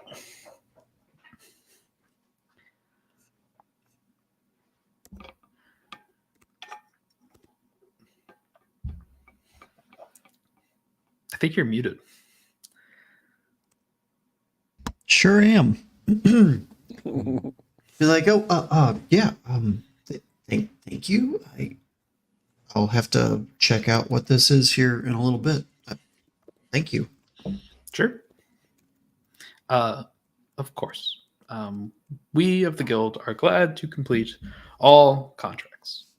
And with this, I just need you to sign. She pulls out a little piece of paper, puts it in front of you, and hands you a quill. There. I wave my hand and the quill stands up and signs my name. Wonderful. She takes it, puts it in the desk. Is there anything else that you require of us? No, you may go. And she opens up her book. I have one question, one quick question. If I were to send word or messages back to the guild, is there someone here that could relay them to Bilbus at the shop from time to time? It won't be very often. You may, of course, put in a contract for a courier to deliver mail. We're everywhere, Red says from the corner. I do so. Do you want a message right now? Oh, you mean I send it whenever? Gotcha. You do it from the town that you're in when you're there. We'll talk about that. Thank you. Go back to your book. I'm sorry. Terribly sorry. Terribly sorry. Rusati, Have a Tilvius, get wonderful over night. here. And now you are all together. You have a burlap sack, and you're all there. Okay. Well, hey Tilvius, this is for you. And Well, Rusati, this is for you. And I give you 50 gold, and I give 50 gold to the other two people as well. Put my put this gold back towards you all. Like I don't sure? I don't need it right now. All Just right. put it in a pot. In fact, this one's for Kevin, and she drops the gold on the middle of the table. I'm not touching it, Kevin, so it's all yours now. You see Kevin, 305 gold. Holy shit. you see Kevin start to slowly move his way over to it. So, Rusati, we went and we got that burlap bag that I didn't want to look in because it was none of my business. But now it's yours. So it's This is your business now, Rusati. Where are we in the hall? At a table. Are we in I assume. Just at a communal table, yeah. If you're worried about Marith, She's the only one in here besides the animals. $10 okay. $10 is she's not even looking at us right now. She's either reading a book or sleeping. And I can't tell because both of those things on Marith sound the same. You look That's over probably and she's distracted kind of too. she's kind of sat up and the book's in front of her face, and you can't tell if she's sleeping or reading a book. It's one of the two. All right. So when I look at this burlap sack or whatever, how is it drawn up? Is it like just a whole, like tied neatly? Is it rough? It looks like a very old rucksack that has been left outside to the elements for years. First, just because I'm a D&D player, is a hold on 19 for an investigation check to make sure it's not trapped. You don't see any discernible traps. I will carefully open it. And then the mimic eats you. No. Right? Right? You open it up and you look inside and you see some type of object at the bottom of the bag. It appears like the bag is conformed, like something heavy is in it, dropping it down. And as you're kind of looking inside, you see a spherical object. Okay. Well, the package was from my mother to my mother or somewhere thereabouts. So I stick my hand in there and grab it. Sure. As you pull it out, your hand does tingle. You kind of pull it out and you're holding this thing and looking at it. It is probably like you have larger hands, right? Because you're a pretty big guy. It takes Yeah. up your whole hand and about all your strength to lift this thing up. It's a little heavy. Damn. It looks like to you just a crystal ball. What is it? It's a crystal ball. Let me see if I can maybe discern a little bit, and you'll watch as this like greenish haze like comes over my eyes as I cast detect magic As you for my last spell slot. So you're touching the orb as you cast a spell. Yeah. As you cast detect magic, you catch the glimpse of this orb, and it appears to be bathed in like a purple light. And you see enchantment before your magic disappears.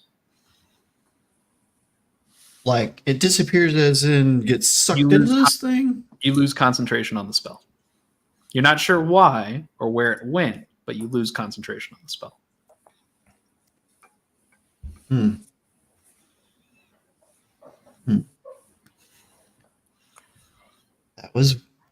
That was weird. Weirder than anything else we've done so far? Well, I see, I have this ability to kind of like see magical things and like what they are. Oh yeah, I can't do that. This kind of just negated my ability. What did you see before? Did you see anything before?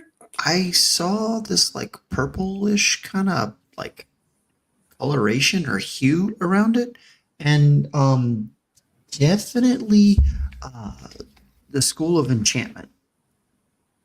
Okay. I don't know anything about magic. So I think I need, and can I do any kind of Arcana check or history check or anything to see if like my readings or teachings would know anything about something like this? Go for it. Whichever one you want. You tell me. Cool. Let me check here. Arcana is a plus. Arcana +6. Let us do it. That is going to be 15. You can definitely tell that there's something off about this and magical, and it seems rather powerful, but you can't tell what exactly it is. Like beyond my capabilities, magical. You're not Or- entirely sure. You don't have a good metric for how powerful magic really gets, right? You've only seen things that so far that you've been capable of. Right. Okay. I just feel like it's not that I couldn't figure this out, but it feels slightly beyond where I am in my understanding of magic right this very moment. Maybe perhaps in our travels here in the near future, maybe someone could help me unlock it. Maybe I'll go to sleep and have a dream about it. All right, that's fair. Whatever you want to do. Rosati. I do think that I need to put it in my satchel and keep it close because it feels very important. Very important. And that sounds cool to me. The wizard's got a creepy magic book and a creepy magic orb. It's going well. I don't know anything about a book. going great. You don't know nothing about Yeah, that we book. don't- I don't know I anything didn't about even tell Unveiled. Tilvius about the book. Nope. You were the only one that knows about that. Cool. So I was, I was hanging out with Sirius, Mm-hmm. and we were just talking because Sirius seems fresh back from a long travel where he didn't get to talk to very many people, and I don't really get the opportunity to talk to a lot of people, and we've been running around with each other for like 2-3 days, and if we're gonna run around with each other some more, I thought this is kind of hard for me because I don't have a lot slash any friends. Just I travel a lot, so you like Rasadi and Tilvius, you seem like you're very personable. Is there do you when you are in a group, do you need to know about people in it?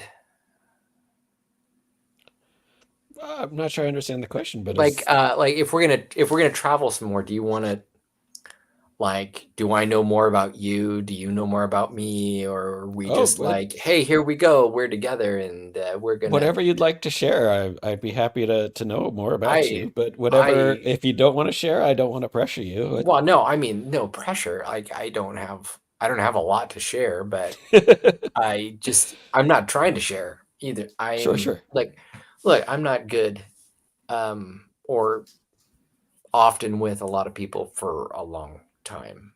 Red. Red. Yeah. And I walk over and just kind of put my hand on your back. And I'm like, it just feels like you have latched on to some folks who might want to be your friend. And you're trying really, really hard to keep that connection. And I just want you to know that I love being with this group and I would adventure with you to wherever you want to go, as long as you promise me that in doing so, you will try to help me find out more about where my mama went. Well, And yeah. I just kind of pull her in for a little bit of a hug. Okay. Oh, like okay. Look, I'm interested to find your mom because I'm interested in like it's an interesting thing. I'm not at the hugging point. I'm terribly sorry. No, it's okay. God. I've known you guys for like what, like a week, I'm sorry. right? Yeah. How long was it from Edgewood to here? Like 2 or 3 days. 2 or 3 2 or 3 days, days, and so then yeah, we've so been it's here like a for week. 2 or 3 days. So yeah, Mhm. like, and that's cool. Honestly, this is more time than I've spent with anyone in a real long time. And that's awesome. But I also know that like you guys probably have things to do. I have things to do, and if we're going to travel together, maybe we need to know the things that we do and the things that we have to do, right? I don't have things to do. I'm just along for the ride. Okay. I All have right. one thing to do. That's That's it. it. Find your mom. Your Find your mama. mom. I also have I have 2 deliveries. One of them can be anytime. Okay. And the other one has to be in the next month or so. So at some point I need to go to Lockdown.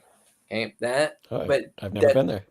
well, I've been there. I've been outside it once. I don't know much about the city, but I do have to do that. I don't have to do it right now, but if we're gonna hunt for Rusadi's mom, right after that, that's where I've got to go. Other than that, I don't like have anything pressing, and I don't need to take any more jobs for a while.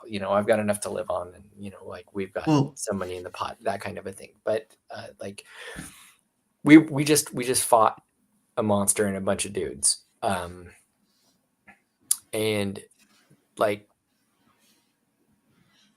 all I know how to do is fight, and saw, well, of course I didn't see, but I could feel that there was magic going on. I'm assuming that it was you guys throwing all of that. That was mostly Rusati and Cirrus. That was some crazy stuff. Yeah. So, I mean, I don't know what I don't know. Like, do we need to have the what are you good at speech? I don't know. I haven't actually worked with a group. Does anyone else know any healing magic? I know one piece of healing magic that we might need to get more of that. If I we're gonna know a travel little together and get in bit. crazy scrapes. I know a little bit about medicine from my reading and my scholarly teachings and things like that. I bought don't one. know. I bought one healing potion. It was super expensive, and I gave it to Rasati because it just I don't know what was happening out there, but it kind of felt like he got hurt fast. Yeah. No offense, Rasati. No offense. No, none taken. Mama I mean, always said I that thought you were completely down for the count for a second, and then I heard you that roar was or something something. like that and pop back up. I was not expecting that. I thought you were going to deflate like a flan in a cupboard. I saw my life flash before my eyes, and I decided internally that I just wasn't done yet, and so I stood back up. That's pretty great, but you could also just drink the potion that I gave you. If we get into a scrape again, that might be less taxing. I will definitely keep that in mind. And Mama always told me that she would show me the ways. How do I put? Never take it on the nose. Does that make sense? Not really. Yeah, Maybe she just meant that I shouldn't get punched in the face. I don't know. Yeah, that's probably that right. seems good. So Yes. Cirrus and I were yakking, and I know Cirrus was in the Feywild. Tilvius, are you from there too? I'm descended. My clan, my family, originally comes from the Feywild, but it's been generations as far as I know. I've never been there. No one I know from my village has actually been there. But if I am point of a order, Fey creature. y'all think you're from the Fae. Well, yeah. But you were just in some town. I was in my village up in the mountains. Right, but there wasn't any other. I mean, I didn't hear any other centaurs. Right, it's kind of you guys sound. Oh no, that's not my hometown. That's just where I've been staying the last couple of years. Got it. Okay, because I've just been working at the Edgewood Inn for the last couple of years with Stella and Vin and Barg and Corbin and all them. I budge into this conversation real quick because Tilvius, I sorry, just real quick. The music was so cool.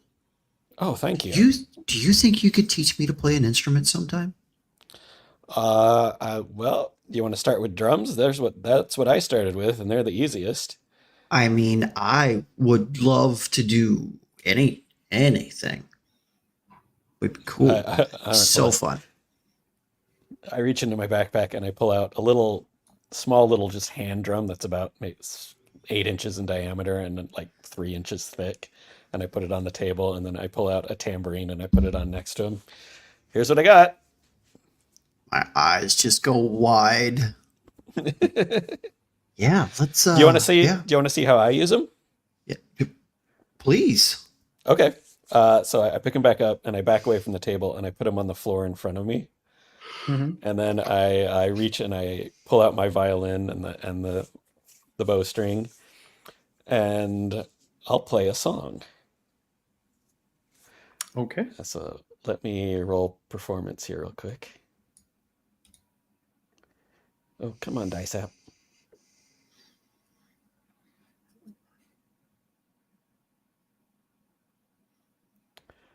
21 for performance.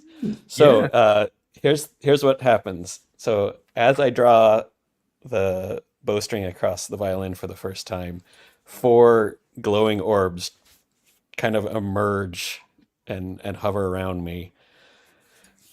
And I play a song that starts, and it's kind of this light, jaunty tune. And as I'm playing, my front 2 hooves are playing the drum and the tambourine on the ground as I'm playing the violin.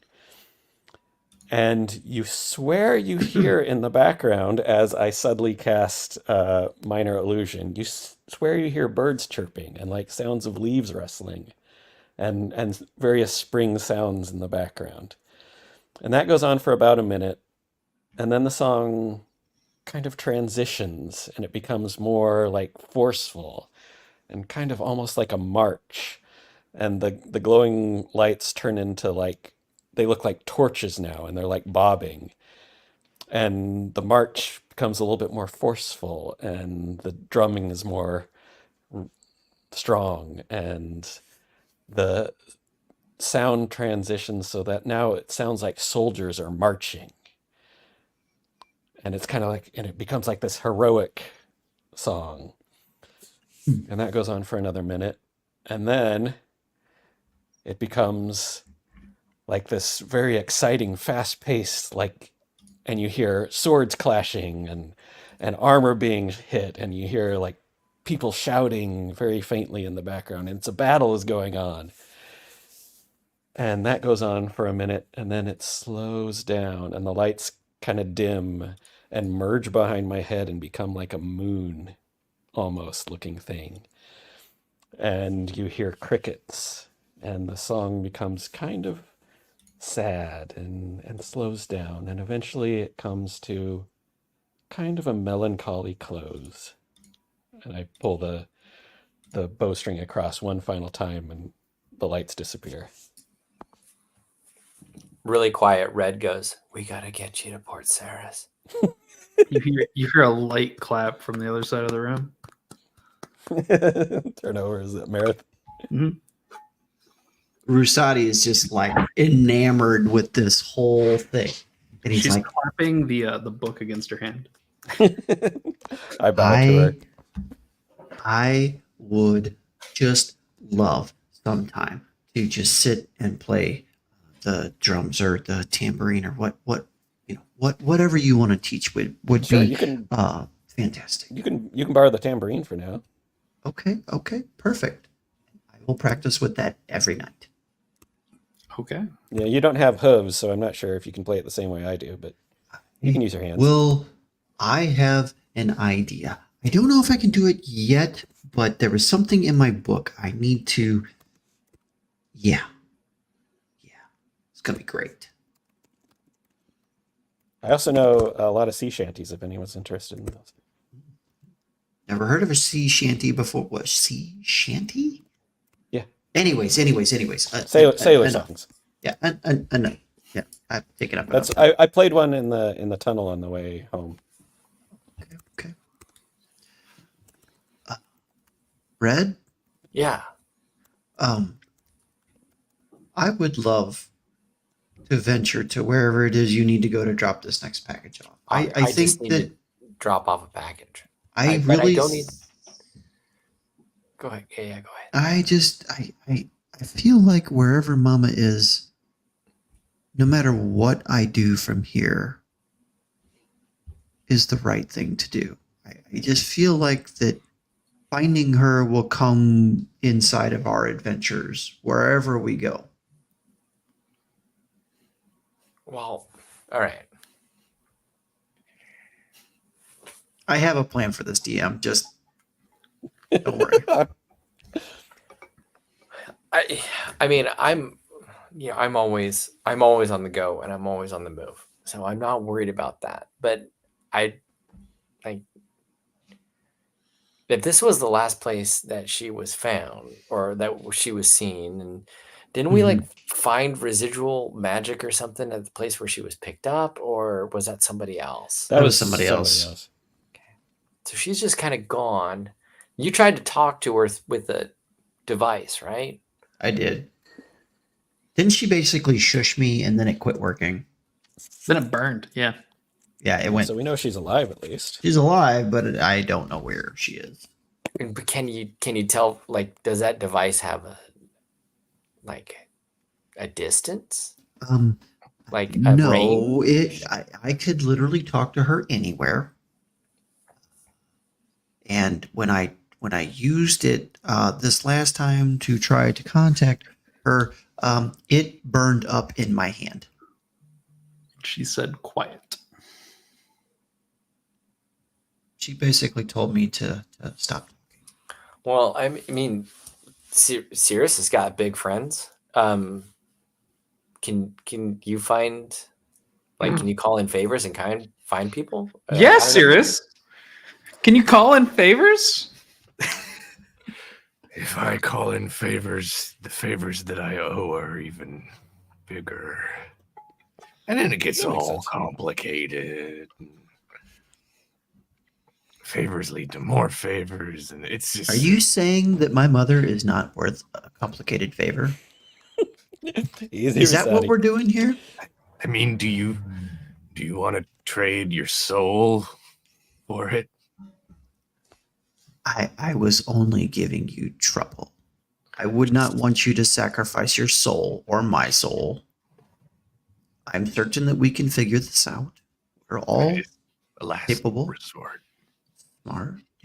We're fine. It's totally. You There's- 100% should ask his patron for help. I don't feel comfortable with you needing to sell your soul to find my mother. I think we could probably do it without that. Hey, Cirrus. Mm-hmm. Did you read the contract? When you saw it, it Did kind you of send me a contract? so not yet, but Okay, when you- so when you- Josh says no, but are No. you asking when serious? when you saw it, it was draping over a tree multiple times. Kind of like if somebody had taken a bunch of rolls of toilet paper and thrown it over a tree. That was the contract he handed to you. I skimmed So it. did you read the entire thing? I skimmed it. Yeah. Okay. Cool. So much.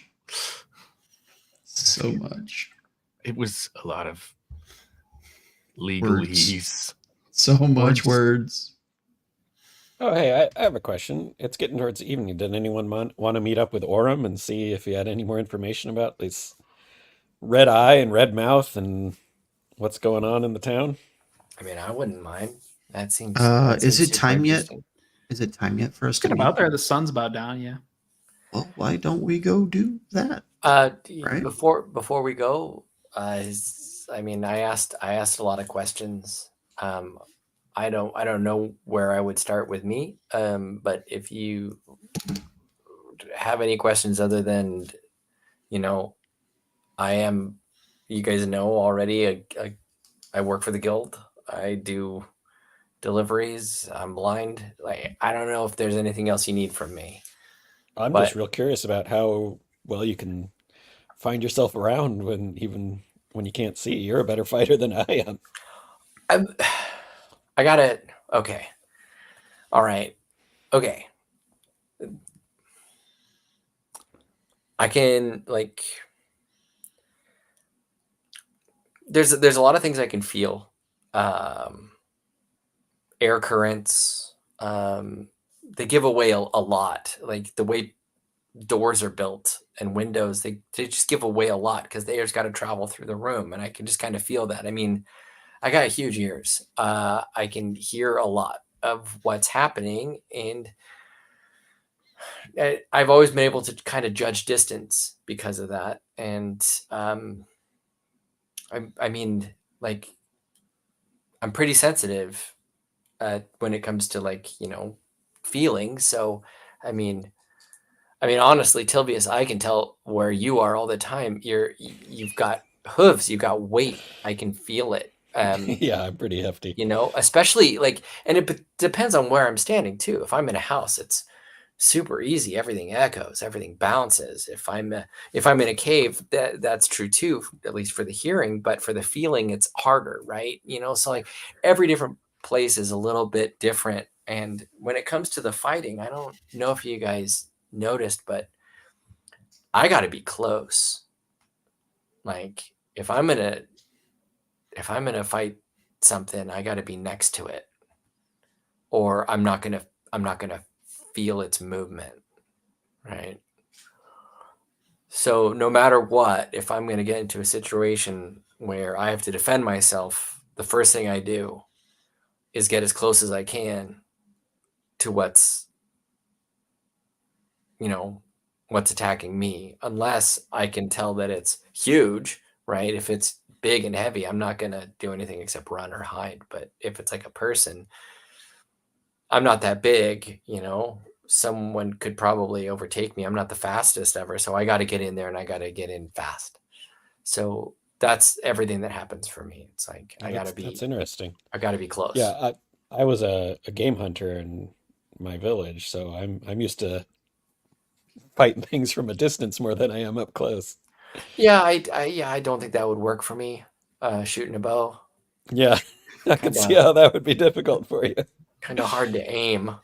I mean, you hear great stories of blind swords people, but you never hear about the blind. You don't hear much about blind archers, no. Yeah. So I'm making a blind archer hold up. Yeah. I bet if I wasn't within 10 feet of something, I would be a little less surprising. But if I'm close to something, I can get a good map of it. It comes practice. A lifetime so far. Don't know what else to tell you about that. That's just no. That's great. It's very impressive. Well, you got to get around. I don't know that I really have any secrets or anything. Boy, I don't want to hear anybody's secrets I right off the bat. That's fine. I mean, okay. But if there's something you want to share, that's fine. If there's something you think we should know in order to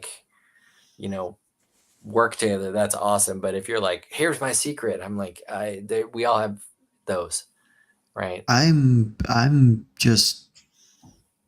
a tea shop kid. That's what I am. I've been learning and studying underneath Mama for a little while, and she's been showing me, some of her more interesting abilities and things, and I've kind of learned from that. One thing that I think you guys should know about me is when I sleep, I see things, and I don't. But it's more than that, Cirrus. I see things that sometimes come to be. Faces, people, situations. I don't always understand it. I don't know where it comes from. Mama's never taught me anything like that. It's almost like I'm being guided by some extra or divine or some incredibly powerful arcane seeing eye. And I don't know that it's dangerous or even helpful at this point. I don't know. But I think you all should know that if I have a dream and I tell you something, just please don't discredit me. I've had a whole life full of this. It's just something that's a part of me. That's out of any of my realms of experience. You get most of your magic from book learning, though, don't you? Yes, all the things that I am capable of doing was taught to me by Mama, and I grab my spell book out and I flip it open, and I'm like, I have learned right here. Everything that I know is in my book.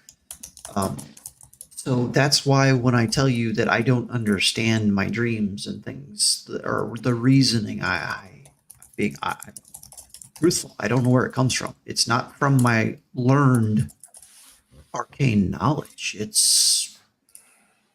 he just kind of looks up. I don't know. So that's this stuff's all really interesting. You get your arcane abilities from study and books and stuff, and my arcane abilities just kind of flow out of me, and the spells I know just kind of are spells that happened, and when I play music and it just kind of and for my emotions and all that stuff. Cirrus, how does it work for you? Something to do with that contract. What contract? What? I wasn't here. I wasn't here for that conversation. Oh. Yeah. I spent a lot of time in the Feywild. And in order to get out, I sort of had to make a deal. But then now I can do magic. All right. Kevin Seems twinkles. like a good deal. I say in Sylvan to Kevin, was it a good deal?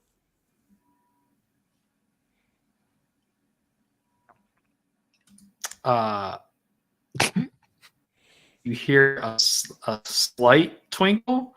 It's neither a confirmation nor a denial. Fair enough.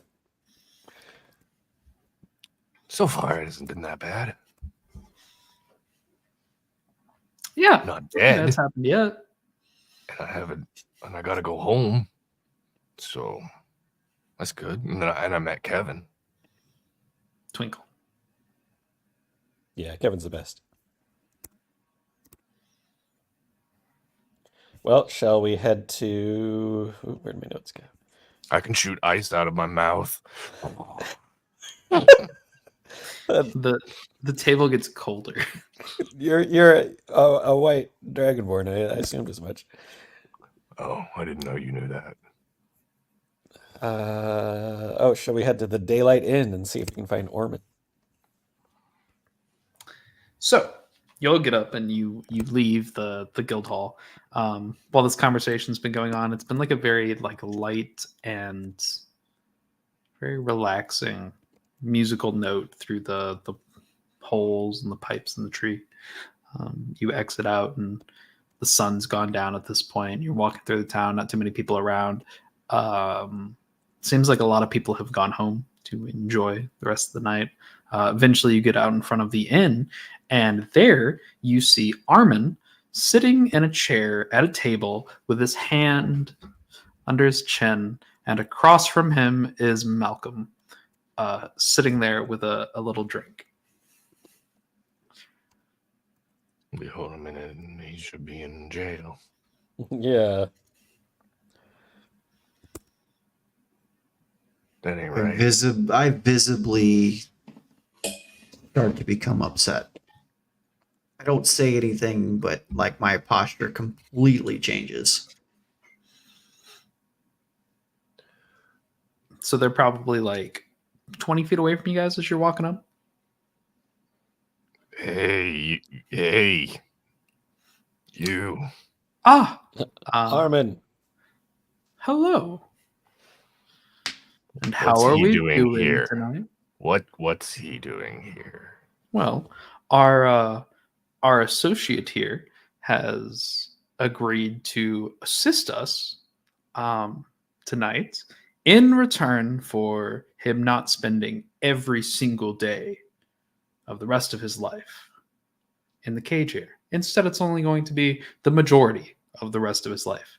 As he looks back at Malcolm, Malcolm nods his head. Yeah, I've seen the wrong of my ways. I understand what I did was wrong, and I'm just really looking to help everybody out. Really gonna turn over a new leaf. And Armin's just sitting here with his head in. I turn to Malcolm and go, all right, you're going to help us. If you try any funny business, and I just grab both the short sword's handles No, Like no, raising an really, eyebrow. really. I'm a new person. I've decided to be good. This is a bad idea. Well, you're still going to go to prison for what you did, but I'm Well, glad you're good now. what's another day in prison? Uh, Another lifetime in prison, you know. Armin kind of hits him. Why don't you tell our dear friends here what it is you told me?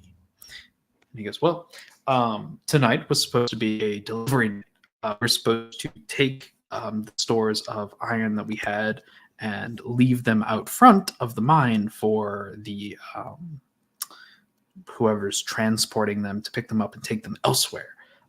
I believe that your some wine tycoon is in charge of that. And Armin goes, yeah. He's been putting together a small delegation of carts and things to move and ship. And I believe he's planning to incorporate the iron there to someone. So I'm going to take dear Malcolm here and be a part of this transfer of goods. Sounds like fun. I'd like to stick it to this Marquis Eric Queen the Fourth. He was rude. Also- DM question, just real quick. As this conversation is going on, I'd like to study Armin a little more and try to ascertain, with whatever role you would like, his current status and ability and level. Like, I just want to work on perceiving that as this is going on. Sure. You said perceive. Make a perception roll. Sure, you got it. It's on the floor.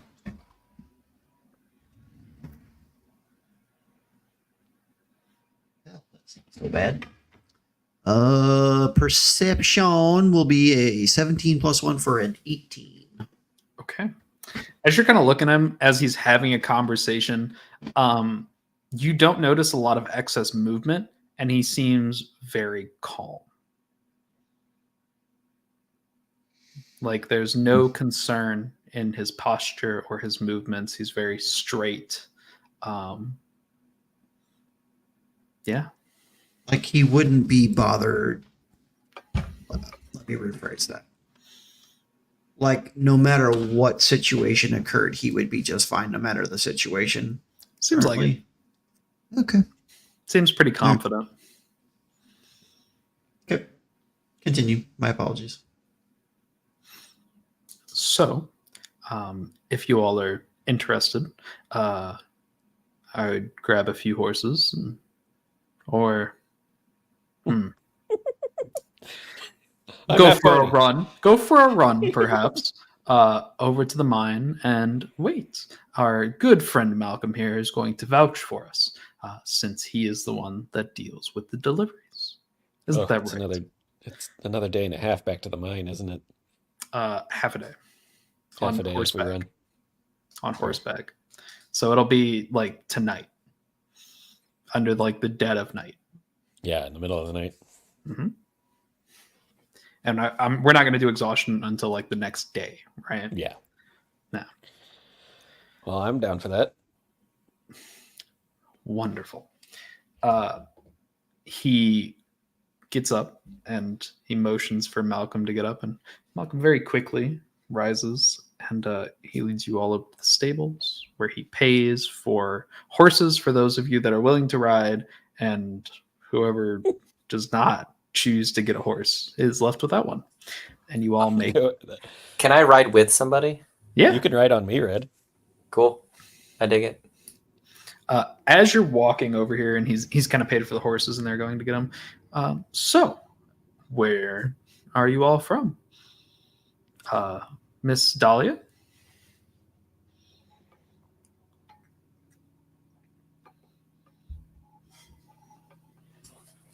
Sorry, I got a text from my wife, and I completely was not paying attention. That was Joff speaking, not Red. She doesn't have a wife that we know of. Not yet.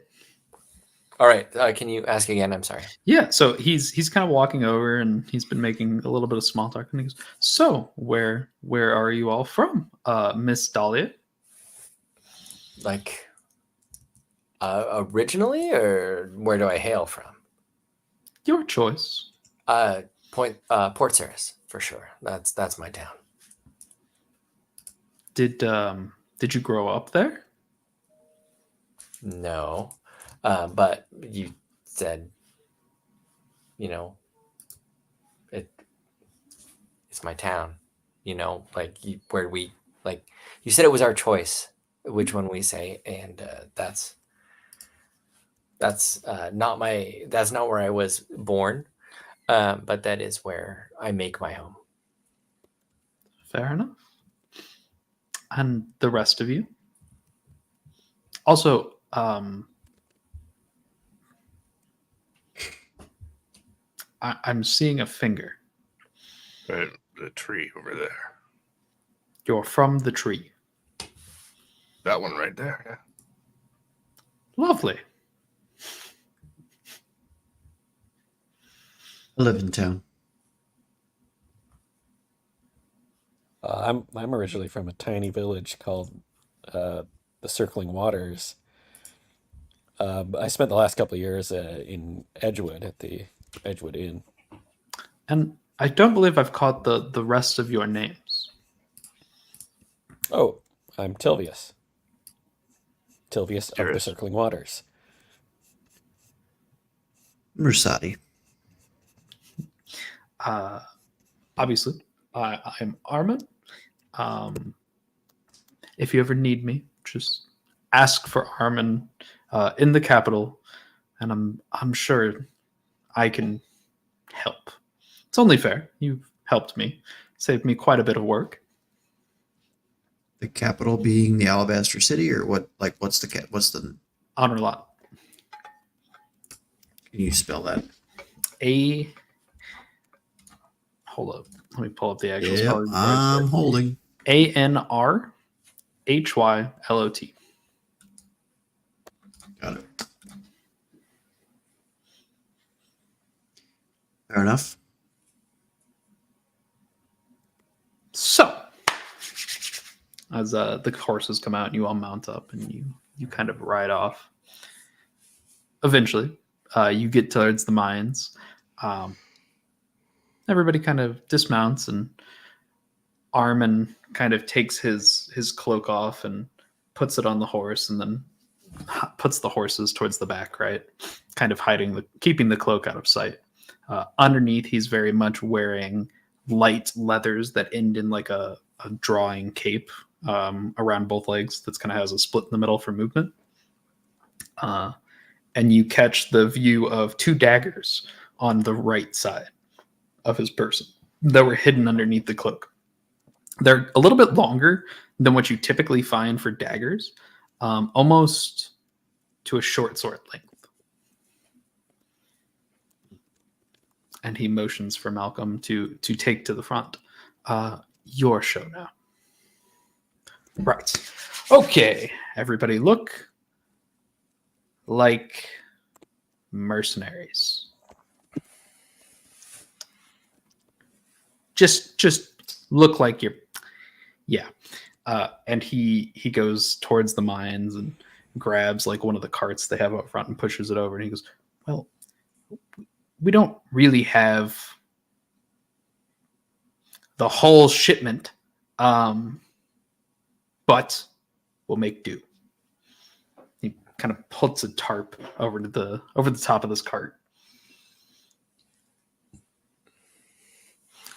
While he's putting the top over the cart, Red goes, "Hey, Malcolm, how many of you got away?" You tell me. The only people that we saw were the people you were with. Well, And the two guards at the tunnel who did not get away. Okay, that was Jeremy and Eric. So those two were Jeremy there, right? right? And then there was one stationed at the head of the tunnel with the prisoners. Yeah, he's unaccounted for. Okay. Well, his name was Marvis, if anybody was curious. So Red goes, Armin, Marvis ran away. Are we sure anyone is actually going to show tonight? Well, we'll be sure to find out as we get towards. I can't answer that. Come now, have you all never stayed out overnight? You're adventurers.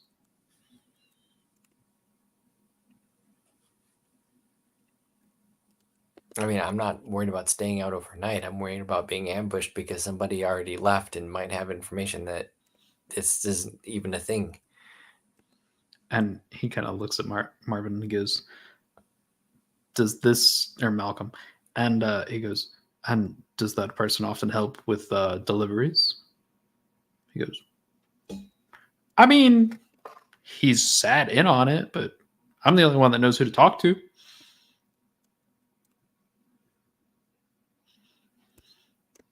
Inside check. I'm gonna inside check. Go for it, man.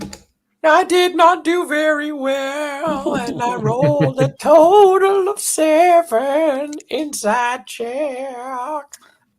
Malcolm is a skeevy motherfucker. You doubt this motherfucker knows how to tell the truth.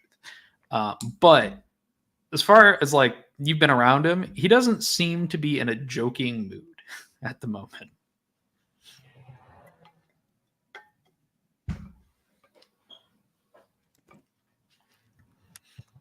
So the night kind of wears on, and eventually you hear wagons coming.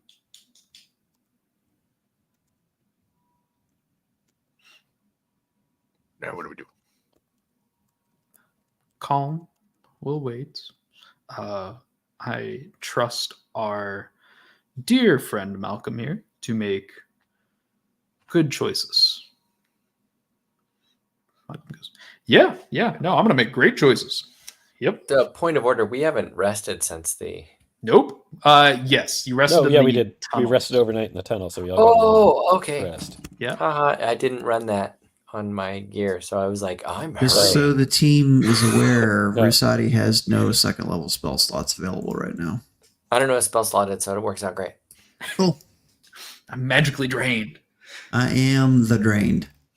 Eventually, somebody comes over, pulling the carts, and he comes up and sees Malcolm and he goes, just the one? And Malcolm goes, yep, just the one for us. I'll tag it in behind you. It'll be all right. Are you good if we move it? And the guy goes, fuck if I care. And he hits the reins and the wagon flies off. And Malcolm gestures for everybody to get into the cart. Am I going to fit in the cart? Probably not. You probably have to move like alongside or behind it. Yeah, I will try to stay alongside the cart. Yeah. I don't think it's that big of an accommodating cart. I assume somebody helps Red up into it because she doesn't see the gesture. Yeah. Armin will if nobody else does. I think Rusati could probably very well handle that. Thanks, guys. So the cart continues. Malcolm is the one driving it, right? Eventually the wagons come to a stop and there's a conversation out front between Malcolm and somebody, and it's kind of like a hushed conversation. As you kind of hear Malcolm go, "What?" And there's nothing after that. I must DM you something, DM. Mm-hmm. DMing the DM. I will wait for the thing.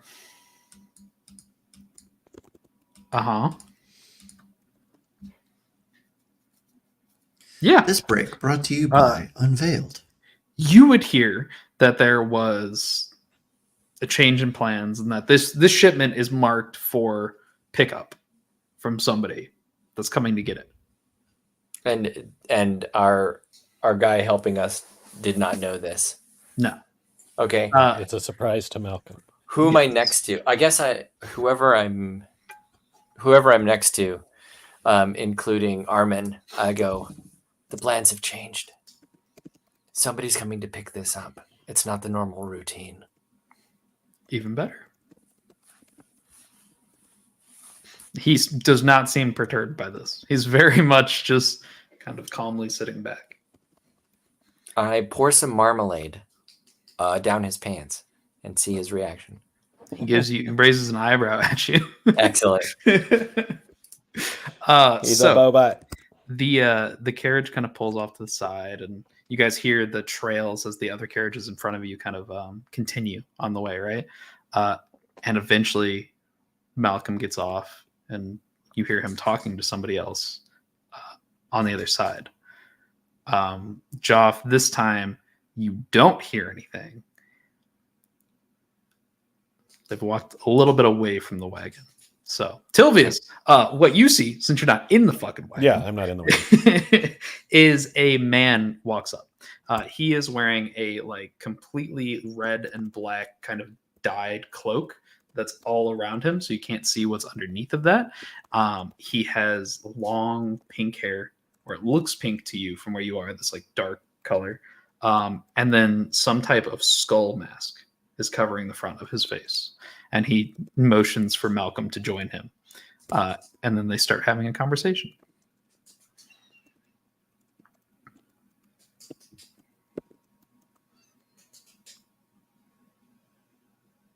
I'm ready. I can draw my bow quickly. No. To that DM. So, eventually, this happens. And Malcolm walks back over and he opens up the curtain and he goes, "We don't have any fucking iron to give this guy. What are we doing? What are we doing?" I look at Armin. He goes, "Well, I suppose I'll go have a conversation." Malcolm gets out of the carriage and he looks back at you all and he goes, "You all are free to leave the carriage. I imagine this will be the end of our excursion on our carriage here." He gets out. He starts walking over towards the individual. Tilly's, roll a perception check. Oh, I'm good at that. Dirty 20. Dirty 20. As Armin is walking over, you watch their posture and demeanor change as both of them get closer to each other. You've seen wild animals raise their hackles before at each other, right? As they Yes. get closer, you get the vibe that something bad is about to happen because they both know something's up. Okay, I'm just going to take out my short bow. Just very quietly. Just get Sure. it ready. And hold an action in case Armin gets attacked. I'm going to shoot whoever's attacking him. So as Armin's walking up, his demeanor changes, right? It's no longer this like calm, confident, like standing up straight individual. And as he gets closer, he kicks off and dashes towards the guy. And y'all can roll initiative for this as he just straight runs at him. 23.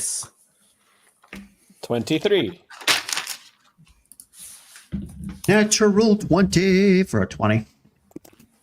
Okay. What was red? 23. We rolled the same. Who has a higher dex? Mine's pretty high. What's your dex? I have +3. I +4. Yeah. All right. What was Rosati? Natural 20 for a 20. And what was Cirrus?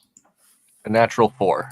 That is the most natural number I've heard. All right. 4 is A natty 4. So it's 4 is a natural number. Yeah.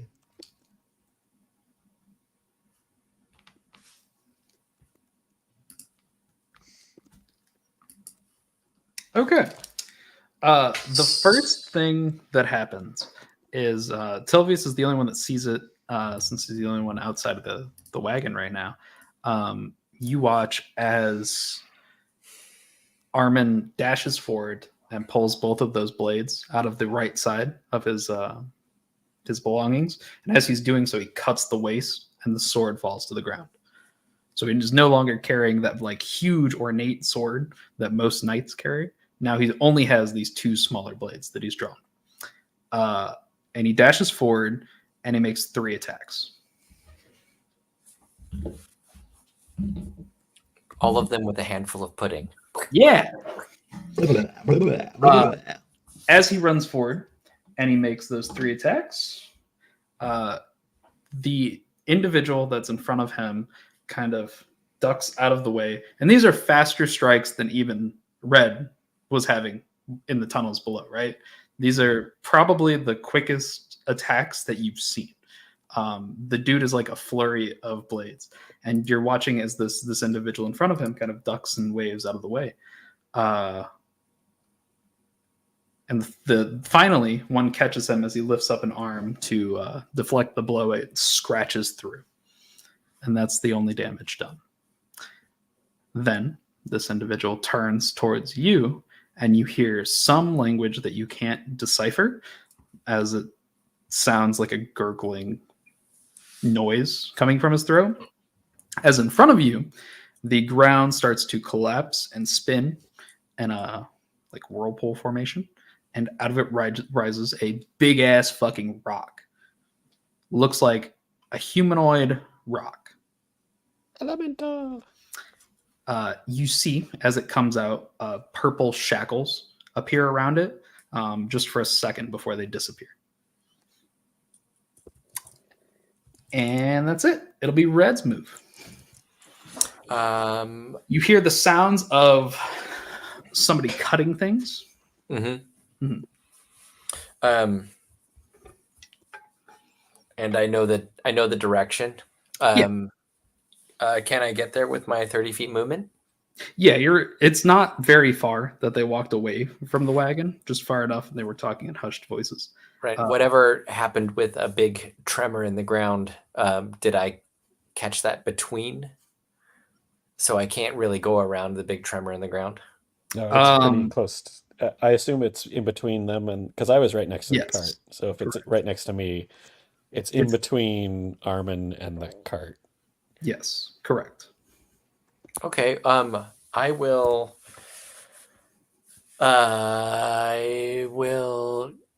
jump off the cart and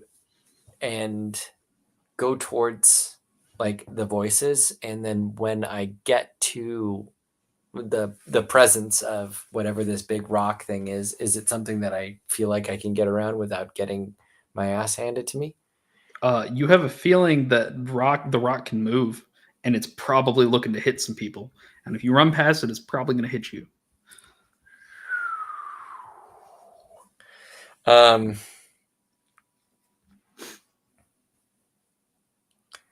have a sword. I'm not like it is a fucking rock. It's attack a rock with a sword. Okay. I am going to. This might be a mistake, but I'm going to try, if I have enough movement to do so, go around the rock to where the voices were and risk an opportunity attack. Okay. It is definitely going to make an opportunity attack. And you will see in the distance these two individuals, or feel these two individuals moving faster among the wind than almost anything you've seen before. But can I close on them, or are they? Yeah, you can probably be like 10 feet away. Oh, so I can't get to them in time. Yeah. Not to be on top of them. Okay. Do the opportunity attack first. Yeah. Does a dirty 20 hit? It certainly does.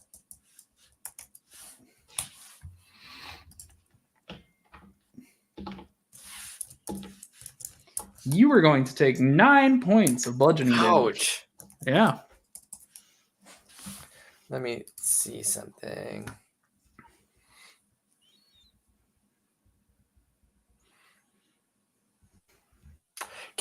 Okay.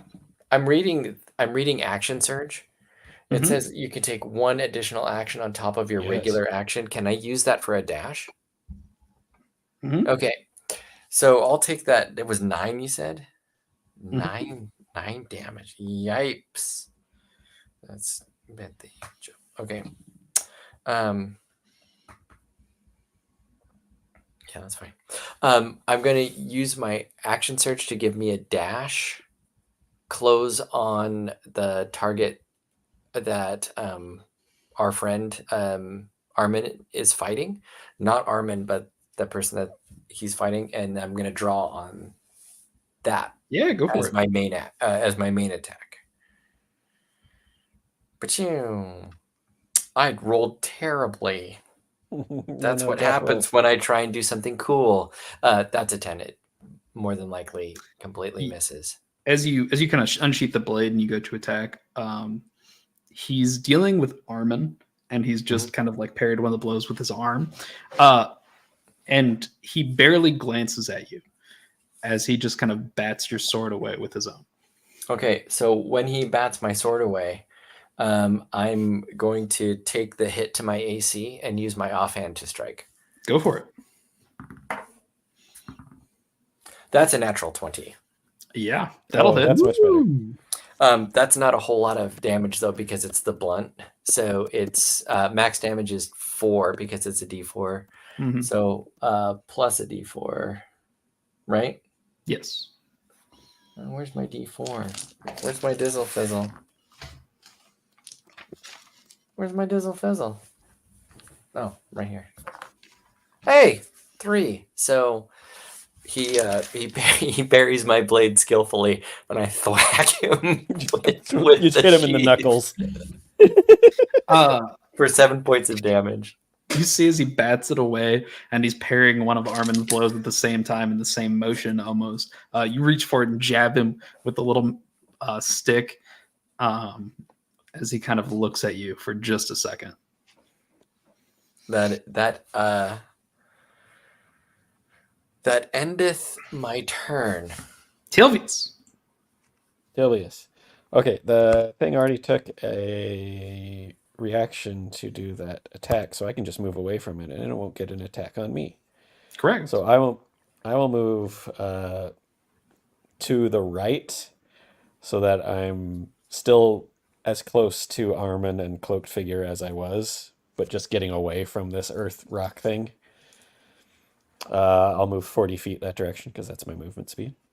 Sure. And I will fire. Do I want to do that or do I want to do this? No, he'd probably resist that pretty easily. Hold on a second. Let me look up something.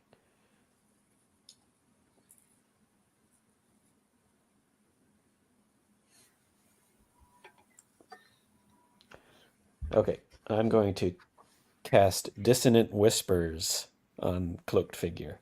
Okay. So he has to make a wisdom save. As you go to cast Dissonant Whispers, Red has just jabbed him in the stomach, kind of in the side, and what you think is a groan of pain comes out as this gargled monstrosity of a language that none of you understand. As you go to cast your magic, and it fails to activate. Okay. So that was movement and action. Bonus action. I will take the... not really much I can do. Actually, I'll take the dash action and circle around even more. Hell so yeah. that I'm trying to get like behind the cloaked figure. I dig it. Is that it? Yeah. All right, Rosati. Rosati's still in the carriage, Yes, right? he's in the wagon. I will climb out of the wagon. Yeah. The wagon. You see a bunch of people surrounding this individual with like this skeletal mask going on, and a big ass rock. Cast animal Alright. friendship on the rock. Yeah, that's what I can do. Totally do that. Are we like, okay, what's a topography as I step out? What's a topography? You're kind of in like an Space. open field. Okay. I would like to move away from the wagon and kind of like a semicircle past the rock guy Sure. and in a direction that nobody else has gone, so that we're kind of like Yeah. this kind of thing. And I'm gonna chuck an ice knife at him because that's what I do. At what? The rock? No. At Senor Skullfacey guy. Okay. Currently, Red and Armin are engaged with it. Just a heads up. Ooh, yeah, that thing does an explodey thing, doesn't it? Remember? Let's not You do should that. just do it. It's like the signature Risati That's your move. thing. Yeah, It is. do it. Signature It is Risati kind know, of move. beautiful. We might just have to have a conversation later, guys. Fuck it. He's gonna do it. He's young and dumb. That's Be full of sorry, guys. That's 25 to hit. Yeah, that'll hit. Okay. What's Wait, the save? A 25 to hit, right? Yeah. I got +6 to hit on that. So So, oh no, it does hit. You're right. It does hit. You're good. okay, sorry. So that's 1d10. Hold on. Is it a dex save? I think so. The next part is. Doesn't The explain. initial- Alright, so that is Okay. a 9 on the dice. And then I roll dexterity saving throw against a DC 14, or it takes 2d6. I rolled a 19 for my dex save. Okay, so you save. Is it a half on a save or is it none on a save? It is the target and creature within. Hold on. Target and creature 5 feet. It must succeed on a dex saving throw or take. So yes, you don't take any damage. Dope. How much damage do I take on both of these? You're taking 9 piercing, and if they failed their save, I'll roll 2d6. Okay. Dex 14. Yeah, one of them did fail. Oh, okay. That is Rolled a literal 1. 6 and a 5 for 11 cold damage. All right. So you fire this off, and it impacts this figure in the side, and it doesn't penetrate all the way, but you can tell there's like an indentation here where the pressure hit him. As the explosion goes off, he kind of jumps backwards just a little bit, getting out of the way of the blast. So does Red. Armin is not so lucky. Armin is very concentrated on his blows. Lovely. Unfortunately. Lovely. That'll bring us to Sirius.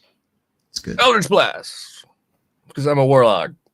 Do you And like that's peek out, war- you peek out of the wagon and you go Pew. what are you Yes. attacking? A bad guy. Yeah, which one?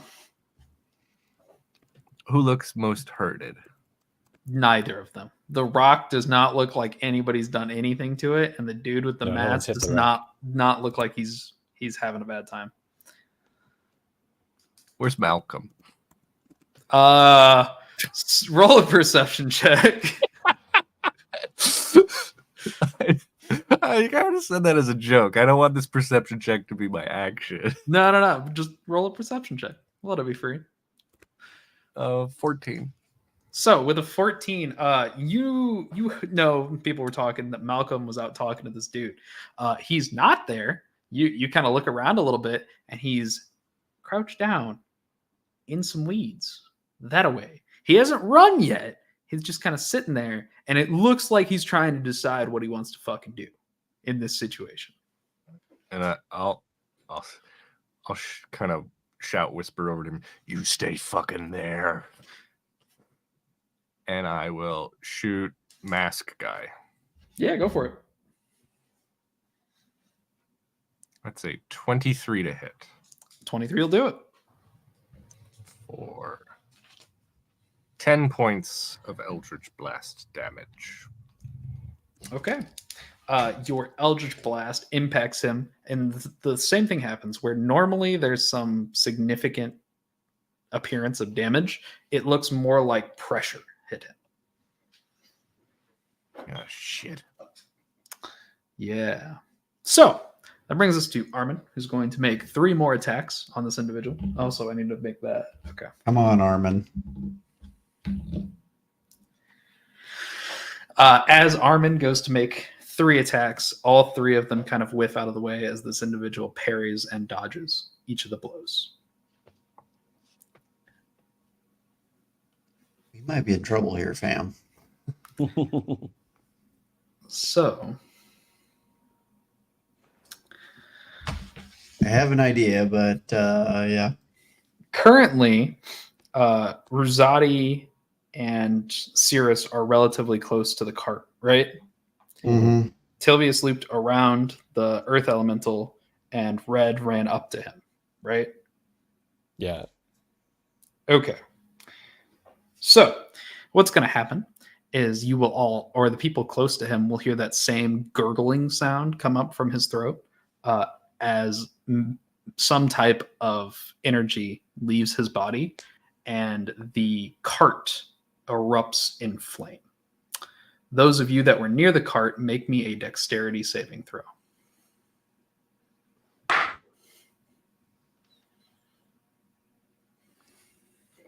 That's 18. Mama, I'm in trouble. That's a 10. Oh,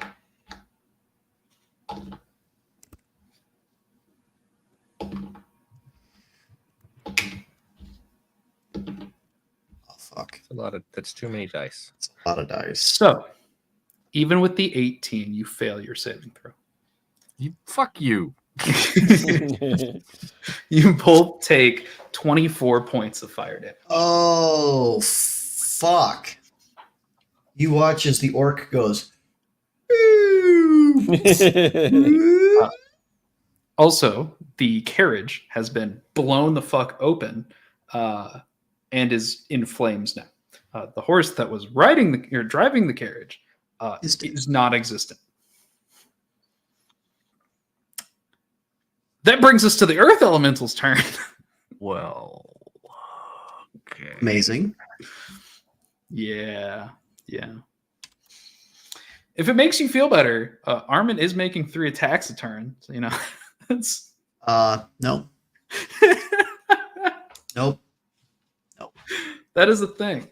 The earth elemental. Yeah. So, what's your movement speed, Tilvius?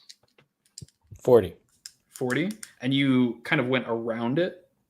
I went around. I was trying to get behind like the cloaked figure as much as I could. Okay, So that.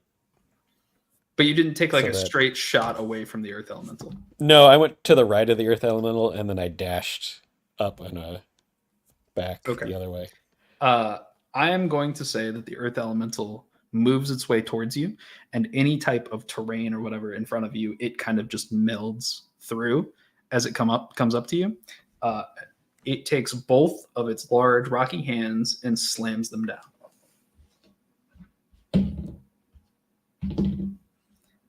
That's going to be a 16 and a 15 to hit. Those both hit. 7 points of bludgeoning and 6 points of bludgeoning. So it's 13. And that'll bring us to Red. This is going well. You guys are doing great. No. Okay, I'm gonna keep up with this dude, and I'm gonna attack him again Yeah, go for it. with my Joaquin Phoenix stick. Hey! I'm gonna retire this dice because I just got another nat 20 on it. Oh, shit. So I'm gonna put it away because that's not fair. So that's I mean, 8. your two casters just almost died. So that's So I think it's fine. Instantly.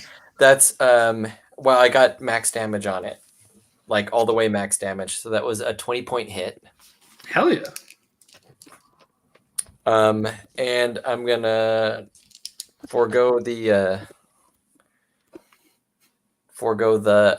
my AC boost and whack him with my offhand again as a bonus action. Yeah, go for it. I literally just crit on a different die. So Wow. both dice are out, and They are both gone. they're both gone. So, but I need 4 plus my D4, which I lost again because I just had it and now I can't see it. I'll use. Oh, it's underneath me. Why couldn't I feel it? It was under my leg. Yeah. But that's 5 more damage because I only rolled a 1 off of that. And you don't like when you do an offhand attack unless you have the feat, you don't add your bonus, right?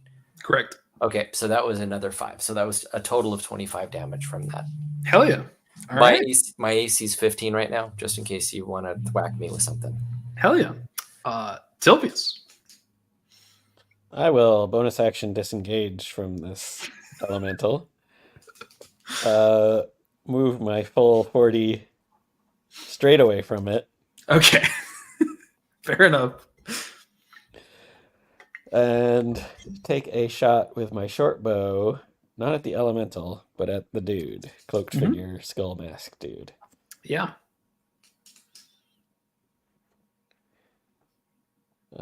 15 plus 5 is 20.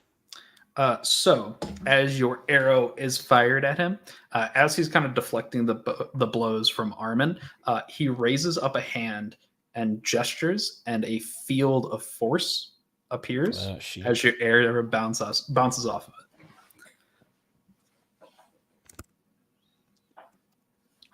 We should leave.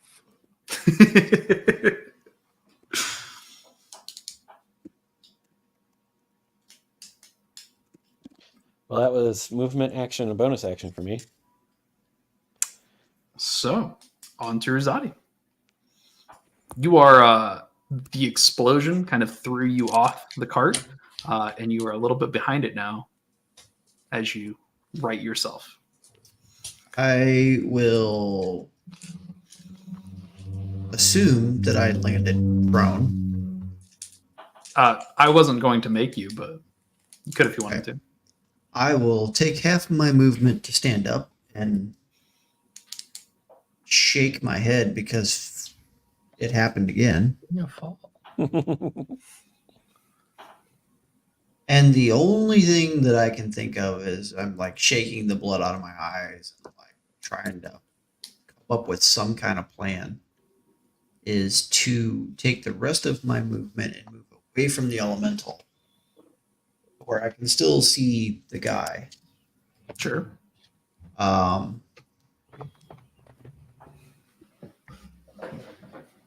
Maybe nothing will happen. Maybe something will happen. Fuck, I don't know. I'm going to bend down, shove my hand in my satchel, and I'm going to rip out the spooky spellbook. And I'm going to flip that. I'm going to flip that bitch open and just, in the moment, try to draw from the ether something that shows me something on a page in this book to use. And if nothing happens, then so be it. So you are drawing all of your magic energy and looking for something. I am channeling the last, let's call it thread, because I'm just that kind of entity at this point. I'm drawing from every fiber of my ancestry and my teaching, and just to last ditch effort before I get myself put out. Sure. So specifically, you were looking for something to show you something in this book, right? Correct. What happens as you flip open the page is writing appears. You're reading this writing. It's in like that same arcane type of script that was taught to you, right? It says something at the top about clairvoyance. As you're reading it, you don't understand how the spell is cast or exactly what it does. It's kind of above your head, but you understand that the spell that came onto this page was clairvoyance. And as that kind of will and energy leaves you, the page goes blank. Did I...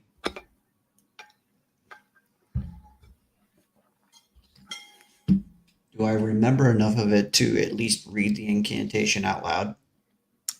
You could try, but most of what was written went over your head. To be perfectly honest with you, DM, I'm not even sure what the clairvoyant spell does. So That's good. I'd have to look it up. This is a good thing. It is it? Yes. Is it?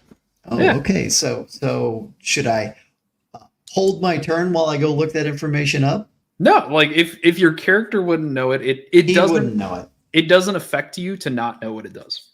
Okay. Well, yeah, I don't know what it does. Yeah. And my character certainly doesn't know what it does. Yeah. So it works out. But yeah, it doesn't affect you to not know what it is. So yeah, that'll be my turn. Cirrus. Are bonus or are potions actions, bonus actions, or what are they? Either or. I'll use my bonus action because that's all I have left to drink that one potion. Sure. And that's, what is that, a 1d4 plus 4? Think so. That's what it was. So I heal 6 points for a total of 7. All right, thank you. Thanks, Red. Has somebody tried using magic on the golem yet? No one's done anything to the elemental. Everybody saw it get summoned and they were like, nope. All right, well, I will move away from the burning wreckage of the cart, as far away from bad guys as I can, Sure. and fire at the golem. Hell yeah. So that will give me a 19 to hit, Yeah, that'll do it. or 5 points of damage. Hell yeah. You fire off your little sparkly beam at it, and it impacts, and you watch a couple of the chunks of rock on its shoulder kind of fall away and tumble to the ground. Cool.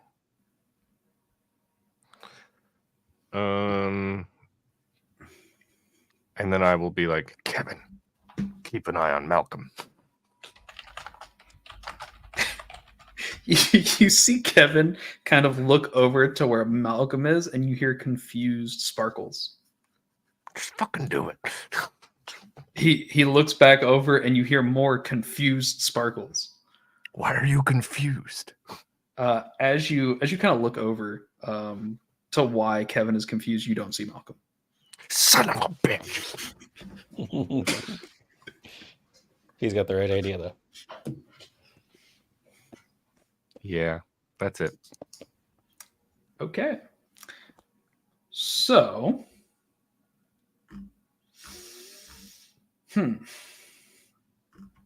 yeah, that's probably what's going to happen. You watch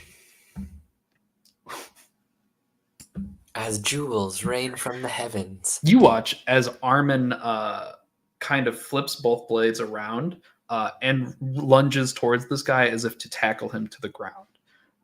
He succeeds in wrapping his arms around this individual as they both tumble to the ground.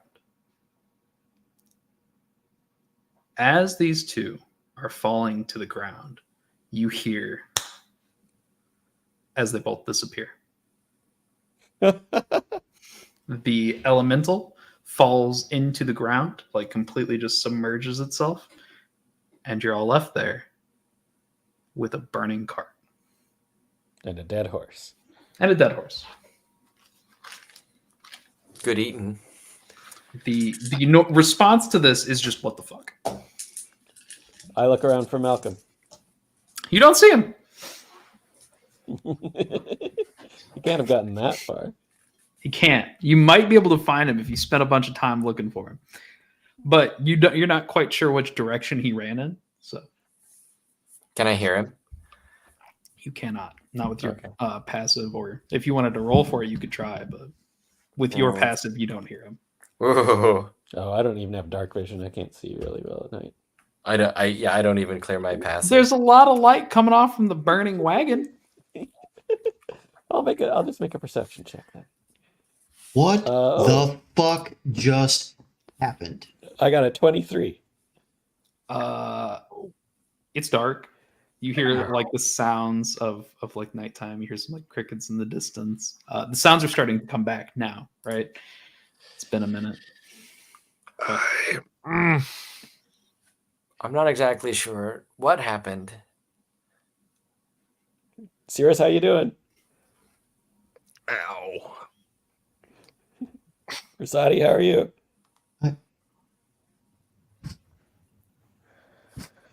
I am sick and tired of this feeling of dying and then not being dead. It's coming in clutch.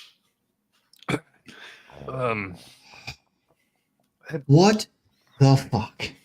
And I'm just rubbing my head like this, like God Almighty. Why did we agree to come here? What was in it for us? To That's a great learn, question. to figure out what the heck was going on. Yeah. I thought there might be some connection to Rasati's mom, but instead there was something hitting me really hard and then something I think blowing up the card. You guys weren't on it, were you? Yeah. I just point to my charred fucking robe. You're not pointing to yourself, are you? Because I can't. Oh, right. Sorry. Here, let me get a little closer, and I hold my arm out and let you sniff the charred fucking flesh. Yeah. I thought that was you guys. Is Kevin okay? Yeah. He's fine. I think. Kevin's flying around looking for Malcolm.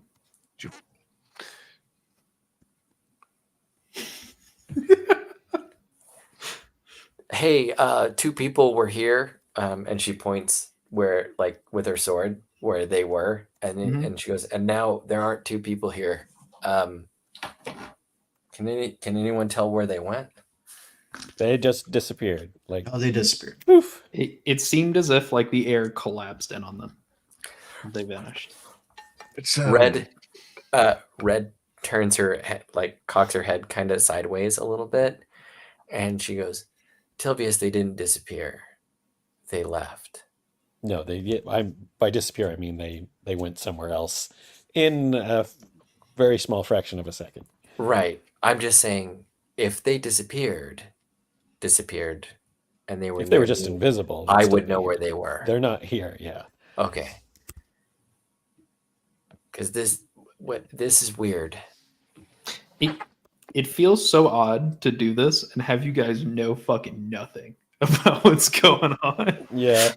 Hey, can I? Okay, I don't know if you'll let me do this. Can I do an insight check to see if this was a move by Armin on purpose? Sure. Like, was this a feint and he's getting somebody out of the way, kind of a thing, or was this? Yeah, go for it. Okay, You can roll I don't insight. know. I don't really know. That's 17 on the die. That's a 21. Does this seem like a combat maneuver, or was this like a planned? What you got from this is that as you were watching, Armin was very much trying to stop this individual from causing more damage to the people behind him, right? The goal was to take his vision and concentration off of other people. You do not get the vibe that he intended to leave. If you had to guess based on like your previous like battle experience and whatnot, y'all were doing a fair amount of damage. Except for me. You, to be fair, I feel really bad. He used both reactions on you. What a dick move. Yeah. That's fine. I'll cry and then eat my tear. I didn't think we were winning. I was about ready to run away. That probably Probably. would have been a good call. Probably wise, Cirrus. Hey, Should we limp back to town? yeah, I mean, ooh, you guys. know, another town where we might not look so sad limping into. I don't think the guild will care. Red, Is about the same distance from here to Walden as it is to Cornerstone. well, Red goes, we could go to Cornerstone. I've never been there. But Have I ever been there? Maybe on like trading. You tell me if you would have been. I mean, of the towns that are within a few days' travel, yes, of course. Yeah. But Then probably. if it's like a week or more, maybe, but probably not. It's very much like a walled box of a city. It is very much just a trading outpost that kind of facilitates things going to Ceres or from Ceres to other places. Then It's kind of yeah, a I stop. definitely would have at least been there on trade. Is it Why closer don't we to head back to Ceres? Walden? Oh, so No, is it go ahead. closer to Ceres? Is it closer to Ceres than It is. Walden? Yeah. I think But- we. I don't yeah, care where Hey, we go. wait. I gotta sleep. I don't want to. Wait, are we talking about going to Port Ceres? Is that? No, we're just Well, I'm trying to just- figure out where to go for the night. Oh, for the night. Okay, because I'm like, You I that's say we go back to probably the out of the guild way. hall and get some good rest. Whichever Yeah. place you go to, you won't get there until the next day. See, that's Yeah, it. That's the thing. It'll It's be like, in the morning. should we just set up? It's late. Let's take at least a short rest right now. Yeah, should we Around this rest, burning horse. Should I'll we be rest using here? all of my hit dice. All Should we three of rest them. here and then go, or should we just like really rest here and then regroup and figure out what we're doing? I vote. Let's take a little bit of a rest here, just to recoup, catch our breath, and then head somewhere for a real rest. Okay. All right. That's just I'm my down vote. for that. There's 4 of us. So, you all kind of huddle around the fire, and that's where we're going to end. You all take the moment to sit around. But what you don't see is the appearance of that masked individual and Armin tumbling down a dune of sand.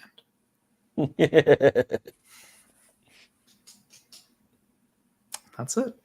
a million miles away. Yes. Actually, it's like 6 or 7 feet. We just didn't notice that there was sand right there. Yeah, you know. I'm also going to use my arcane recovery to pull back 1 second level spot during this rest.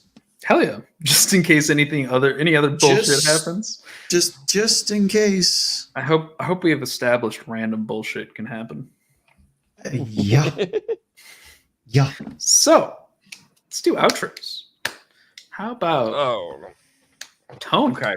Whoa, right. Good evening again, Internet. My name is Tony, or I go by Dragons. You can find me on TikTok is at LevoFed and Dragons if you want to look it up.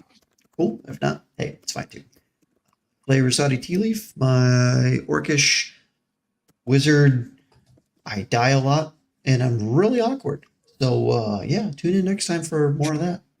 How about Joff? Hey, Internet. I didn't see you there. It's nice to see you. Kick off your shoes. Enjoy a time. And have a sleep later. My name's Joff, and I'm friends with Andy. Back to you, Andy. Back to you, Andy. How about Josh? It up. I'm Steve Buscemi. And I. Man, I got my ass kicked today One fireball. That's all. One. by an exploding cart. It was fun. I would like a t-shirt that says, I'm Steve Buscemi, and I got my ass kicked today. That is a good one. I would wear that. Chris. Thanks, Andy. I'm Chris, and that's all I am. Yeah. Back to you, Andy. Doing great. I had fun tonight. You look great. I've been Dakota or Shira. Come tune in whenever the hell we play again. And I hope everybody has an amazing week and an amazing night. Thank you so much for tuning in to another Vibe Tribe production. What's going to happen next time? Well, you're going to have to tune in to find out. But until then, remember, take care of yourself, love one another, and as always, make sure that you keep the good times rolling. Thank you for being here, and we'll see you next time.